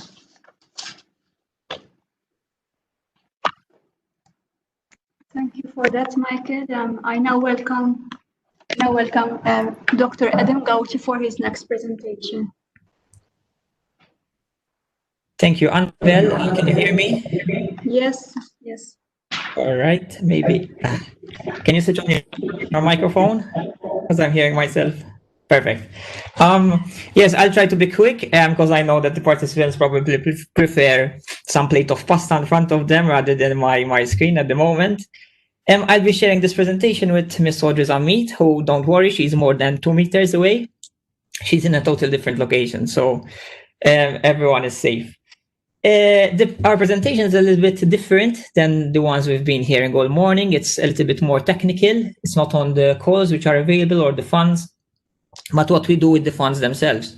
So as Professor Drago mentioned before, how we actually do measurements and how this can contribute to all sectors and all users of the blue economy, actually. So a quick outline of what I'll be discussing. So first we do the data collection methods, so the different kinds of instruments that we use to collect data, especially close to the coast. Then we mention how this is used for research and some applications and services that we develop, mainly using image processing and machine learning. And then Audrey will discuss the kinds of data portals that are available and how you, the stakeholders, can actually download the data free of charge. So if I had to ask you, for instance, what do you think? Did the sea level increase? Did the sea become warmer in the last few years? Or did, for instance, the chlorophyll levels increase? I studied all those questions with kind of, what do you think? Because unless you do measurements, you cannot really answer those questions. That's what we do, right? As part of the physical oceanography research group activities, we do a lot of measurements locally. So we deploy, for instance, drifters. These are drifting buoys that every hour they send their location, and this is surface temperature at that particular point. They transmit the data via satellite, so they can go far away. But as you can see, some of them are forming like a pattern. Okay, so with these kind of instruments, we get how strong the currents are, and whether there's like gyres. In fact, we know that there's a gyre between Malta and Sicily. So they spend a couple of days going around there. So in case of an oil spill, you know that although it might at first appear that it's going away from you, eventually it might even closer to your coast. So I have two types of drifters. Mainly we have those that focus on the first few meters, okay, of the water column, and also those that follow the currents below the surface. So this is a sort of a map of where they go. Okay, so they go all over the place. And we also deploy floats. So floats are a little bit more intelligent than drifters. They have a bladder system, so they basically inflate and deflate the bladder. And by doing this, they can go up and down the water column. So it's like when you're at the beach, you're swimming and you inhale a lot of air in your lungs, so you float. And when you deflate your lungs, you kind of sink a little bit. And that's how these floats move. So we deploy them. They go to the parking depth, we call it, which we set about 150 meters in our area. And when their alarm triggers, they go down to the deepest point and start ascending at about 10 centimeters per second. And when they do this, they collect measurements. While they're at the surface, they transmit all the data in real time and they repeat the cycle. So now, while I'm going through the slides, I guess you're seeing how all of this can contribute towards the blue economy. Okay, and we deploy a couple of these floats. In fact, we deployed one last week, and that's drifting south at the moment. The difference between the flows is these flows give us different. Sorry, the difference between these and drifters is that these give us data across the water column, so we know what's happening deep down, not just at the surface. This is also part of an international program. Okay, so last week there was about 3,800 floats going around, and all of this information is used to fine-tune the models, and from models then we can forecast what will happen. Okay, it's like the weather trends. We also are involved in glider deployment. So gliders now are even more intelligent than floats because you can program their destination kind of. They go up and down again the water column, but now you can give them a destination. So they have a rudder, and you can like program where they go. But again, they use a tool. They have a buoyancy system, so they have two bladders, one in the nose and one in the tail. So again, they can go up and down. And while doing this, they take measurements, and once at the surface, again, they transmit all the information they collect. So we had an experiment a couple of years ago.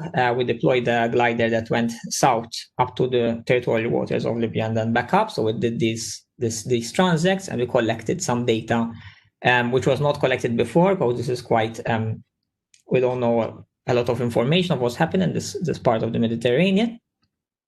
And we also have we tend to call it, this is our flagship project, all right? This is the Calypso project, where we installed a couple of radars. So we have radars, 4 in Malta now. So one in Barkat, one in Sopo, in Nadur Gozo, and 2 on the south part, one in Tachench and Gozo, and one in Narlapsi. And we have another 2 stations in in Sicily. So and these record sea surface currents in real time. Okay, so they give us this kind of maps.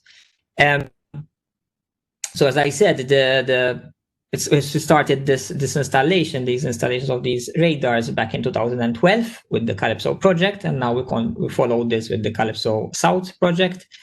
And all of this information, as I said, give us sea surface currents in real time. So every hour you get an idea, a map of how the currents are changing. And again, you can see that this can be used for search and rescue, for oil spill recovery, etc. The radars work at 13.5 see. And they're just basically an antenna. So visually, or we're not really affecting the environment by installing these kind of radars. Through the Calypso project and in collaboration also with Transport Malta, here we're upgrading our real-time stations. So apart from the instruments at sea, we also take care of the land-sea boundary, if you like. So at the moment we have 3 stations, one in Porto Maso where we measure sea level, one at University where we measure heat flux, and Marsashlock measure air temperature, humidity, pressure, as well as wind speeds. And now through the Calypso project, we're enhancing this network. Okay, so as you can see, we're going to cover all the major ports areas so that you can have safer navigation and ships can navigate safer throughout these port areas. We're also involved in the watercolors project, and this is more related to water quality now. So it's a project funded by the MCST, the Malta Council for Science and Technology, under the Space Research Fund of 2019. And in this project, we're dealing with chlorophyll and total suspended matter. From those 2 parameters, you can get an idea of the water quality. At the moment, we're in phase 1 of the project. So we are building a climatology, so using past data, trying to build a baseline of how these 2 parameters vary across our national waters. But in phase 2, we're going to start using the highest available resolution satellite products to also create such products in operational mode. So every day you get an idea of how these are changing. As I mentioned, our unit is also involved in a number of numerical models. So apart from observations, we do models, and we have models that can forecast temperature, salinity, currents, waves, wind, and precipitation. And all of this, as I said, can be used in all sectors of the blue economy. Okay, so you have the data which is available for marine conservation and policies, like for instance, ERA that needs to report for the Marine Framework Strategy Directive. The data can also be used for science and climate, water quality, as I mentioned, coastal monitoring, marine navigation. So all the currents and all the models can be used, for instance, by private companies to forecast the most efficient route from one place to another. Safety and disaster, as I said, the Calypso project will contribute a lot to this because it will add all those weather stations in major port area, especially in the natural resources and the energy sector. Okay, so if you want to install a wind farm, for instance, you need to know the bathymetry if you're going to do this offshore. So you need to take measurements.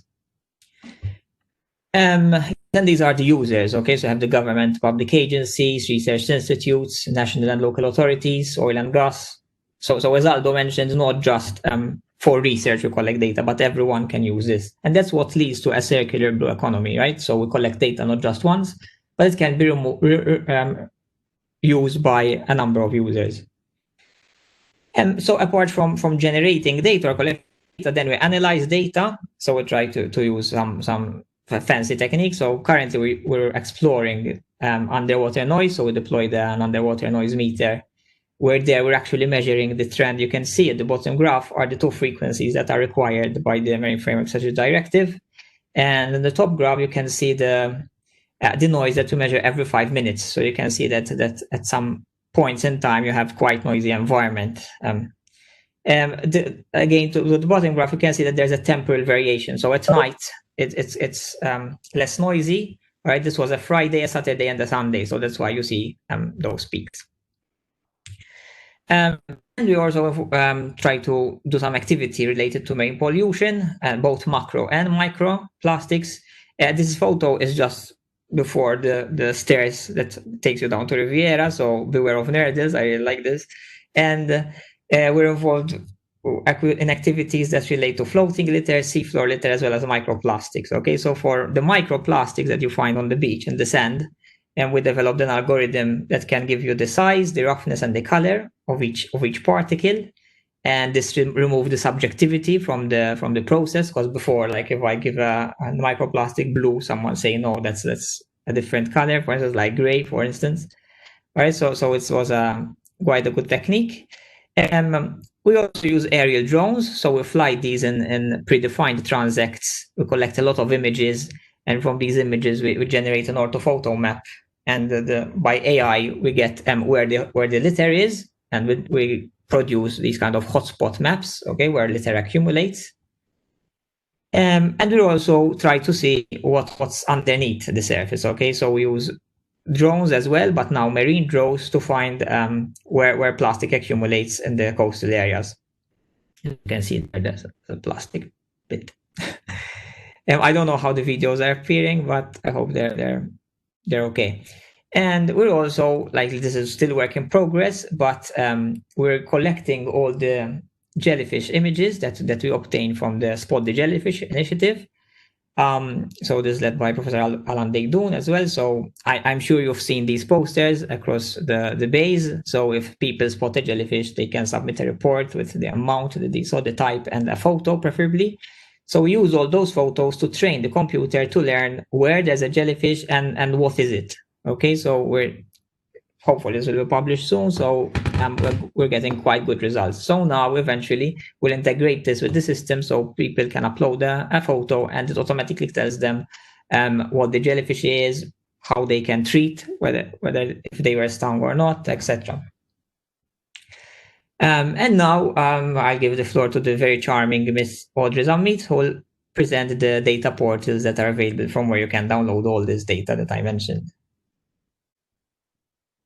Okay, can you hear me? Yes. Okay, good. Right, next slide, please, Adam. So I think that it is safe to say that many of us have been given tasks where we had to collect data for some project or other. And then once we have reached our target, we just leave the data on a metaphorical shelf to collect dust. Now, ModNet has a project, which is ModNet Ingestion, where people can actually upload these pockets of data so that they become available to other users. And that way we will be enabling the tenet behind the circular economy, where we collect once and we use the data more than once. And basically the process is very simple. So you go to the modnet-ingestion.eu website. There's a form with drop-down menus, very simple, where you put some information about the data, upload the data, which can be in any format. It can even be just an Excel sheet, and it will get into the system. From there, the National Data Center will contact the data provider and help the provider to work up the data so that it can enter the EU infrastructures, from where it will eventually end up being harvested into the ModNet portals. Next slide, please. ModNet has a number of thematic portals from where users can download data. This is all free of charge. The portals cover various themes like bathymetry, geology, chemistry, biology, physics. And of course, this is all very useful because the data can then be used and further elaborated to produce, say, other products. Next slide, please. So from here, I would like to invite you to wake up your data. And if you have any data which is maybe lying there, no longer being used, it can be put to use, you know, as it says here, set them free for Blue Society. Right, next, please. Another European portal is the Copernicus portal. Copernicus, the EU has a program where it has a number of satellites monitoring the Earth. In fact, it's called Europe's Eyes on the Earth. And they collect data, they integrate this data with other data collected from coastal observatories, and they provide data products. Next slide, please. Next slide, please, Adam. So these data products can be freely downloaded, no, previous, please, can be freely downloaded again. From these data products, they also have created monitoring indicators, which are used to determine the state of the ocean. And in fact, we are now in our 4th edition of the Ocean State Report, which has been published recently. And here you can see a snapshot of this report. And for example, we can see that the Mediterranean Sea, the temperature of the Mediterranean Sea has been increasing at more than double the global rate for the ocean temperature. So here we can see actually quantized, we actually have numbers which give us a clear picture of the state of the ocean. This is based on data collected from 1993 to 2018, so it's quite a rich data source. And again, both the monitors and the ocean state report are freely available. They can be downloaded from the Copernicus website. Now, in Malta, next slide, please. We have taken this a step further, and we have the Malta CMAMS service platform. This platform allows the user to view data taken from the Copernicus set of data, but specifically for the sea around the Maltese islands. And in particular, for example, we have the Sea Viewer, where the user can actually choose a section of the sea around the Maltese islands, choose which data he would like to see, and also which time period is of interest to him. And then this data is extracted and is presented as a graph, but can also be downloaded so that it can be elaborated further by the user. Now, this is one of the services that we are offering on our flagship website, which is capemalta.net. Next slide, please, Adam. Most of the measurements that we do, which Adam has mentioned, we make available as much as possible to the public in general. And for example, the meteorology stations that we have along the coast and that we will be adding in the near future are all available on a portal which looks something like this. Here we are showing one of the stations, which is in Sicily, but the Maltese stations will be the same. So here we can see the wind speed and wind direction for the previous 24 hours, but also we further elaborate the data, for example, to provide a windrows, which shows the prevailing winds in the past 24 hours at a glance. Next slide, please, Adam. Also, as part of the Calypso South website that Adam mentioned, this is a preview snapshot. This is a preview, so it's not yet available. It's a product which we are calling Porto, which offers not only does it show the latest measurements being made by the Meteo Marine stations, but also, as you can see, it offers a variety of layers of data which the user can select from. Now, the main idea behind Porto is that it is customizable to the user's needs. So if a user wants to zoom on one particular port and view a couple of layers, then he can choose these, save them, and next time he gets into the website, he'll go straight where he wants to go. So I think basically this is my last slide. This is just a very brief snapshot of what we do. Like I said, if you go to capemalta.net, you can see all the various other services we have. All the models, the observations we do can be viewed from there. And I thank you for your attention. Yes, thank you. Thank you, Adam and Audrey, for those presentations. We now are a bit tight on time, and we're left with around half an hour for discussion. I welcome Ellen and Adam to start off a discussion to present the results of the questionnaire primarily, and then move on with any further questions or other discussion. If there are any questions for the previous speakers, you can leave them in the chat section. If we don't have time to answer them now, we will get back to you via email, so don't worry about that. Ellen and Adam, you can take the floor. Yes, is Alan available? Alan is available. All right. I'm creating a couple of slides with results. We had the 19 responses so far. So I will share with you how the participants like.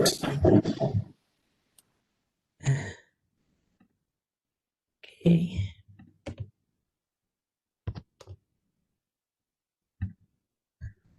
So I'm just doing them now so that I definitely have the latest version. Okay.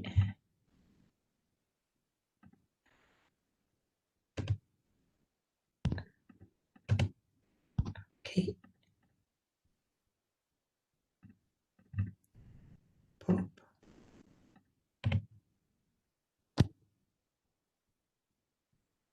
Okay, so I guess I can share my screen again, Annabelle. Yes. Okay. So Alan, so the first question was, can you see my screen all right? Yes, we're seeing it. Okay, so what would be a major challenge the marine environment of the Mediterranean Sea, including Maltese waters, is facing that a mission could contribute to solve through research and innovation or other EU programs? Okay, so there was this list, and these were the replies.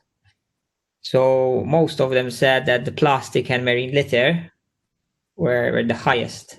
So basically, plastic and marine litter was chosen by everybody, no? Yes, was chosen yes. by 19, and then we had And this was followed by pollution. Land-based sources, but land-based, yes. Land-based, and the third was lack of awareness about Exactly. The first two, I would say, are as expected. I am pleasantly surprised at the high ranking of the third one. It is, in my opinion, one of the greatest, if not the greatest challenge, and it is encouraging to see that it was ranked quite high, you know. And this further strengthens, reinforces, obviously, our call for more ocean literacy. You know, there are still those who think that ocean literacy is just for kids, you know, teaching kids about the sea and so on. But this is not the case, because there's still a lack of awareness, basically, about the sea and the role it plays, and all the obviously extract and so on. The challenge is obviously to strike a sustainable balance between the two, and not to repeat the same mistakes which were done on land. So blue growth, that is the challenge of blue growth. And in fact, the EU has these two directives which sort of counterbalance each other. You have the Marine Strategy Framework Directive and the Marine Spatial Planning Directive. So the MSFD is more on the environmental side, whilst the MSP one is more on economic exploitation, and so on and so forth. It's quite interesting, you know, that the more, so to speak, technical issues did not score very high. So ocean acidification. Edim, if I may ask, there is one score. I'm not sure if it is a technical glitch or whatever, but there is a score which is not. There is a theme which is not. That's why I added these. So that's the coast overdevelopment and urbanization. Okay. Is okay. In my opinion, again, that score is quite low then, because if we take the Mediterranean, and this is specifically for the Mediterranean, these questions are for the Mediterranean. I think the Mediterranean Sea is the regional sea out of the four regional sea of Europe: Baltic, Black, Northeast, and Mediterranean, which suffers most from coastal urbanization. Okay, so for the Mediterranean, I would have expected that thematic to rank higher. You know. And what about the climate one, Alan? Why do you think it's like? But the climate is quite high. The climate one is quite high. So considering that we're speaking about the ocean, and that again there isn't much awareness about the impacts of climate change on the ocean. If we were speaking about climate change in general, I think it would rank even higher. But people in general are not that aware that the ocean still is being impacted, and quite a lot, from climate change, you know, because it is absorbing a lot of CO2. It has absorbed estimates are that it has absorbed 25% of the extra CO2 that we're dumping into the ocean, into the atmosphere, sorry. And that is leading obviously to ocean acidification. And there's the warming aspect, which is affecting the thermohaline circulation globally and so on. You know, there's obviously sea level rise, which could potentially have another impact. So there are impacts, but I consider that to be quite high. But there's a good balance. Obviously, jellyfish blooms. There was a time when jellyfish blooms were quite a concern, even for fisheries. So much so that FAO, Food Agriculture Organization, had dedicated a whole symposium to jellyfish bloom. You know, so acidification is quite a technical issue. There's still a lot of scientific gaps. There's the scientific state of the art is still not that advanced. For instance, if we had to put amongst the thematics underwater noise, I believe that it would score low as well, because the science is not yet well known. But it doesn't mean that ocean acidification is not a challenge. We still don't fully understand what the implications will be. So overfishing, again, for the Mediterranean, it's a big issue. Even the Commission, even ex-Commissioner Novella had admitted this. Most of the stocks in the Mediterranean are overfished. The Mediterranean is an overfished sea. It's a big issue for the Mediterranean. It's interesting, the distinction between pollution from land-based sources and sea-based sources. Yes, I was going to comment on that as well. So I think that the land-based sources scored so high is indicative of the fact that the Mediterranean is a relatively closed basin. And also the fact that there's a long residence time of water in the Mediterranean. It takes about 80 years for the Mediterranean to fully replenish itself, for all the water to be completely exchanged and so on. So anything we throw. So I think I share this scoring, this ranking, that land-based sources in the Mediterranean, land-based source of pollution, much more of a challenge, even because you have all of the big cities in the Mediterranean are based on the coast. And most of them don't have a sewage treatment system, especially in North Africa and the Middle East and so on. So there's still a lot of pollution originating from land into the Mediterranean, So, yes. I don't know if anybody wants to, that is my interpretation, but if anybody wants to take the floor. Lisa Patch also posted a very interesting, it was like a follow-up, but it's an interesting question that we can tackle here as well. So she said the blue economy encompasses both traditional industries like shipping, tourism, etc., as well as emerging sectors related to blue biotechnology, marine aquaculture, and ocean energy, amongst others. Like countries and regions are at different starting points in relation to developing a thriving blue economy, both in terms of their research and innovation assets, as well as human resource capabilities to implement a blue economy. How do you think that, one, research, and two, policy could address this challenge? In particular, could lagging regions risk being left behind in the ocean missions that has set ambitious goals?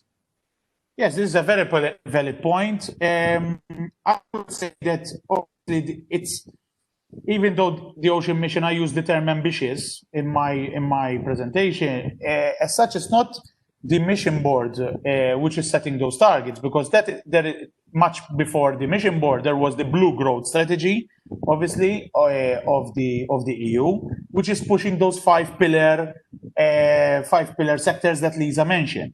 So the focus on blue biotechnology, for example, which is a relatively novel field, was identified by, so the mission board is simply building up, is setting tangible and ambitious targets on the vision established in the blue growth strategy, okay, previous to that.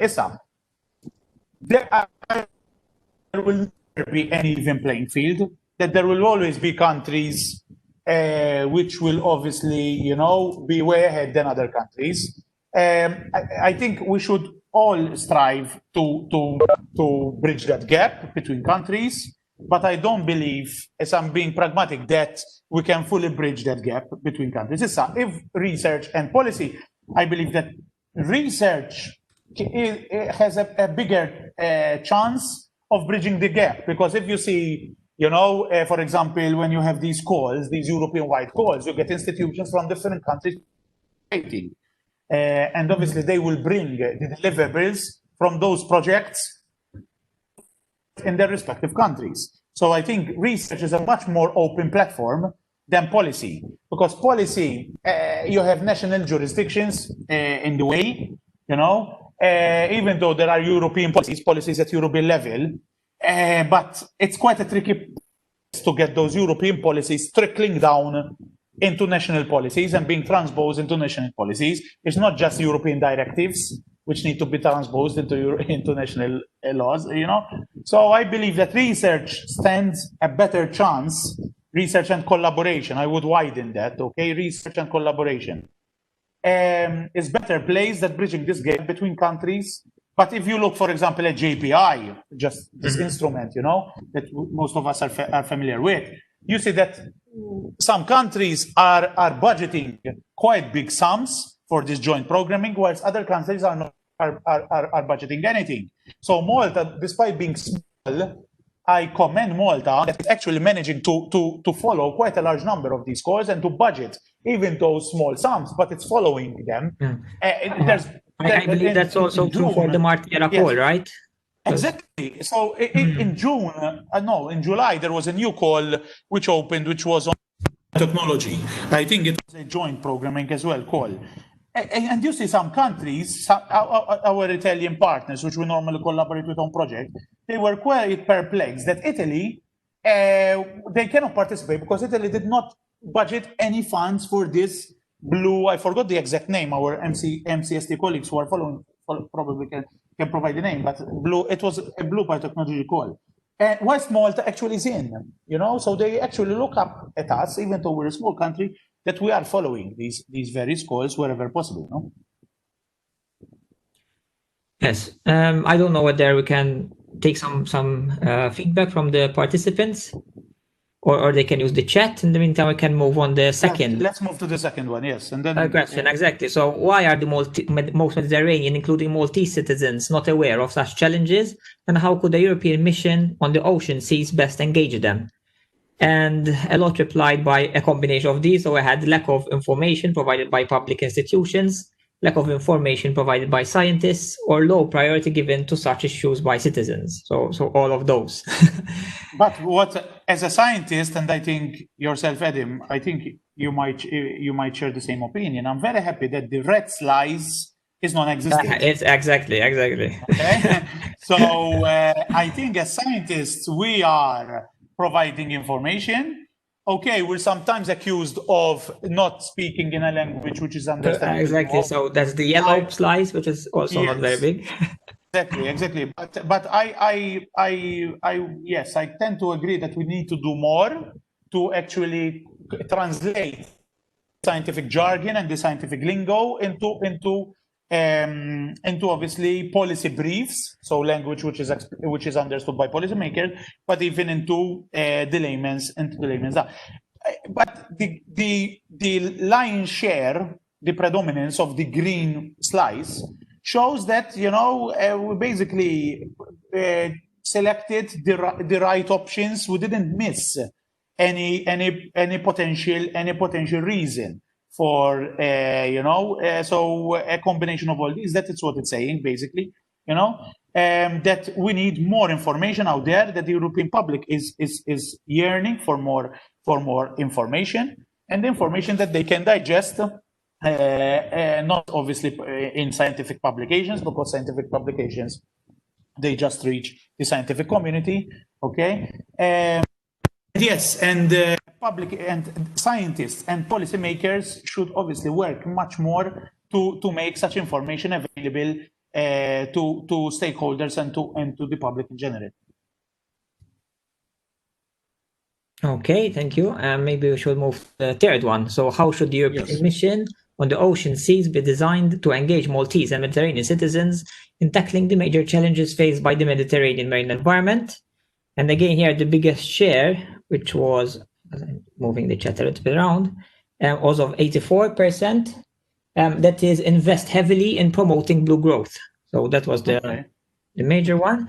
The second, this is followed by invest heavily in addressing marine pollution. Exactly. And the third one is invest more energy in ocean governance. Okay.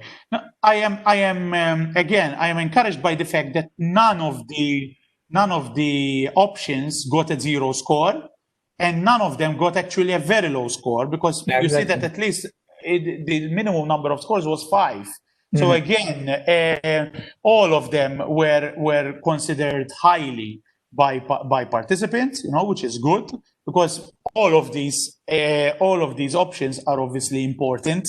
If there was an infinite pot of gold, an infinite kitty, I think each country would invest in all of these. You cannot exclude any of these because they are all important. So that is encouraging. what is also encouraging is that ocean governance actually got a very high score.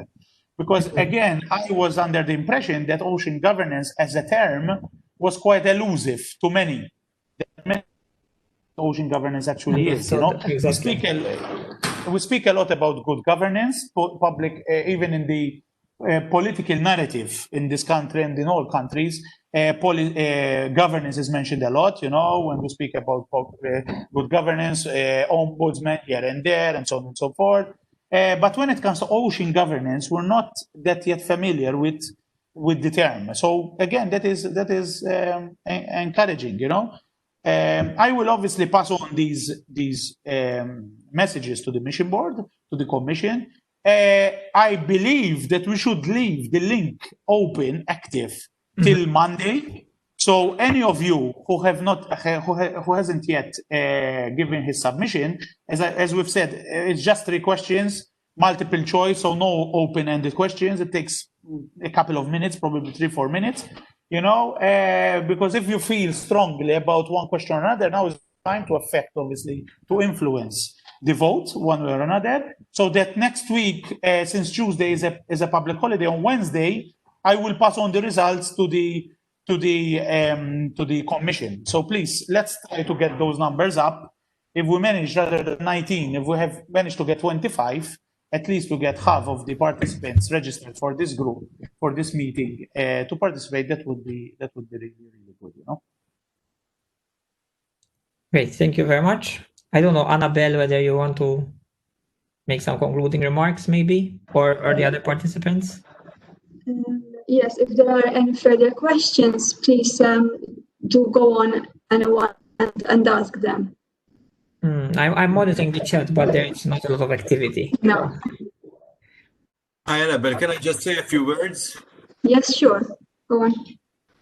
Well, I thank all the presenters for excellent contribution because, well, first and foremost, for those who don't know me, I'm Captain David Bogeja. I'm the head of Ports and Yachting Directorate in Malta from the Transport Authority, which of course is very relevant to the subject matter, bearing in mind it's one of the core economies.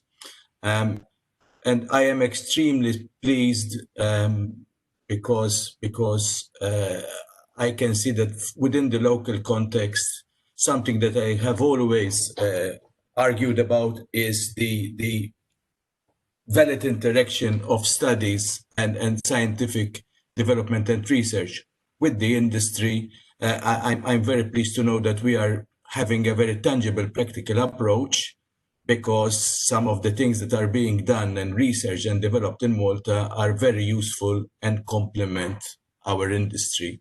I mean, the ports and maritime industry in general. What I would like to say is just a few words for the scientists and the researchers of how the hands-on people that I interact with in our area of competence, what is expected.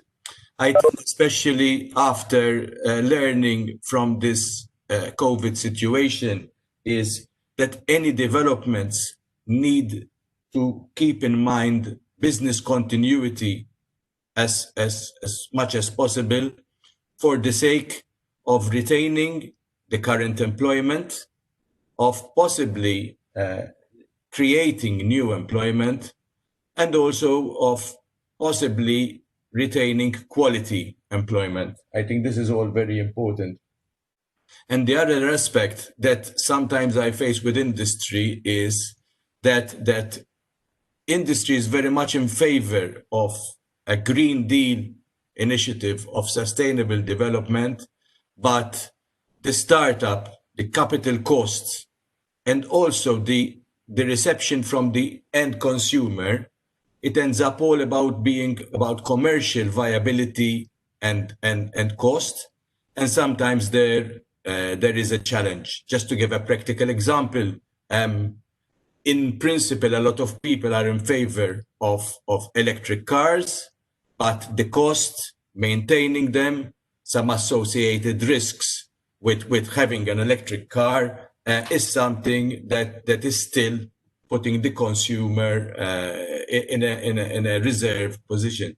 So just a very quick thank you to all, and the appeal is that at least, and particularly in our small island community where our maritime resources are so vital for our day-to-day, that I look forward to all the scientific research and policy development so that we keep maintaining a sustainable maritime economy.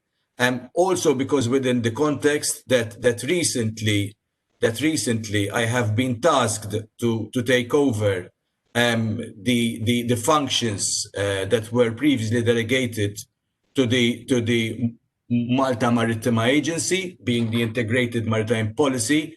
And in the coming days, I look forward to engaging with all of you to revisit the integrated maritime policy for Malta and work together to have, a very dynamic and forward-looking blue economy and integrated maritime policy document and vision for Malta. Thank you, everyone. Thank you, Captain Bogeja, for your comment here. If there are no further comments. I wish to say something else. I thank Captain Bogeja, obviously, for his words of encouragement. I obviously acknowledge his great work in promoting the integrated maritime policy in Malta. I've just shared something on chat. I had to resend it twice because it was too long and it was truncated. Because even there was somebody who asked me, I think it was Aldo, about citizen science, citizen engagement. A call has just been launched by the mission board, Ocean Mission Board. It will run from 1st September to 14th September. It's targeting citizens, all citizens, who will be given the opportunity to react to proposals being made in different countries on where the mission board should go in future. Okay, so just follow the links. There's the link, and the results. So what citizens will actually be submitting there. So it's like a survey that we've done for this WestMed meeting, but throughout Europe. Okay, and the results will be announced obviously at the European Research and Innovation Days in Brussels on 22nd September. So feel free to share this info, especially the link, which is basically in the second and third line of what I've just shared on. Thank you. Thank you, Ellen. Just to wrap up all these discussions, it has been very evident that the importance of the interlinkages between the different sectors has its cons, obviously, because as one sector is impacted, it has a ripple effect on the other sectors, but it also shows the strength of these interlinkages in the sense that enhancing one sector will have a direct or indirect impact, positive impact on the others. And here, this also links with the importance of digitalization for the building of resilience of the blue economy for the future, especially for the emerging sectors, where the data collection and its application becomes, the importance of them becomes very, very evident. I would, if there are no further comments, if we have missed any of your questions, we will surely be addressing them via email. We will prepare a short report and we'll be sending it to all the registered participants. We'll also be sending you all the presentations and a recorded video of today's event. And finally, I would like to conclude by saying thank you to all of you who attended the event. Thank you to all the speakers and for your support and contribution, valuable contribution to this event. And a special thanks to Ellen Leidoun and Adam Gauci, not for just making the presentation, but also taking the initiative to organize this workshop session and generating this fruitful discussion. And also, I would like to thank Thanos from the central team, from the WestMed initiative. Also, would like to thank the staff at MCST and also from Transport Malta, who were very, very, very supportive throughout this process. And I think that's all from my end. We can bring this event close to the end. I hope it was informative and we learned new things. Surely I did. And if you have any further questions, please feel free to contact us via email, and we'll get back to you for sure. Thank you all. Thank you, Annabelle and Stephanie, for organizing. Thank you. Thank you, Annabelle, for the coordination, and thank you all. Thank you, Edim. Thank you. Bye-bye. Thank you very much. Thank you. Bye. Thank you.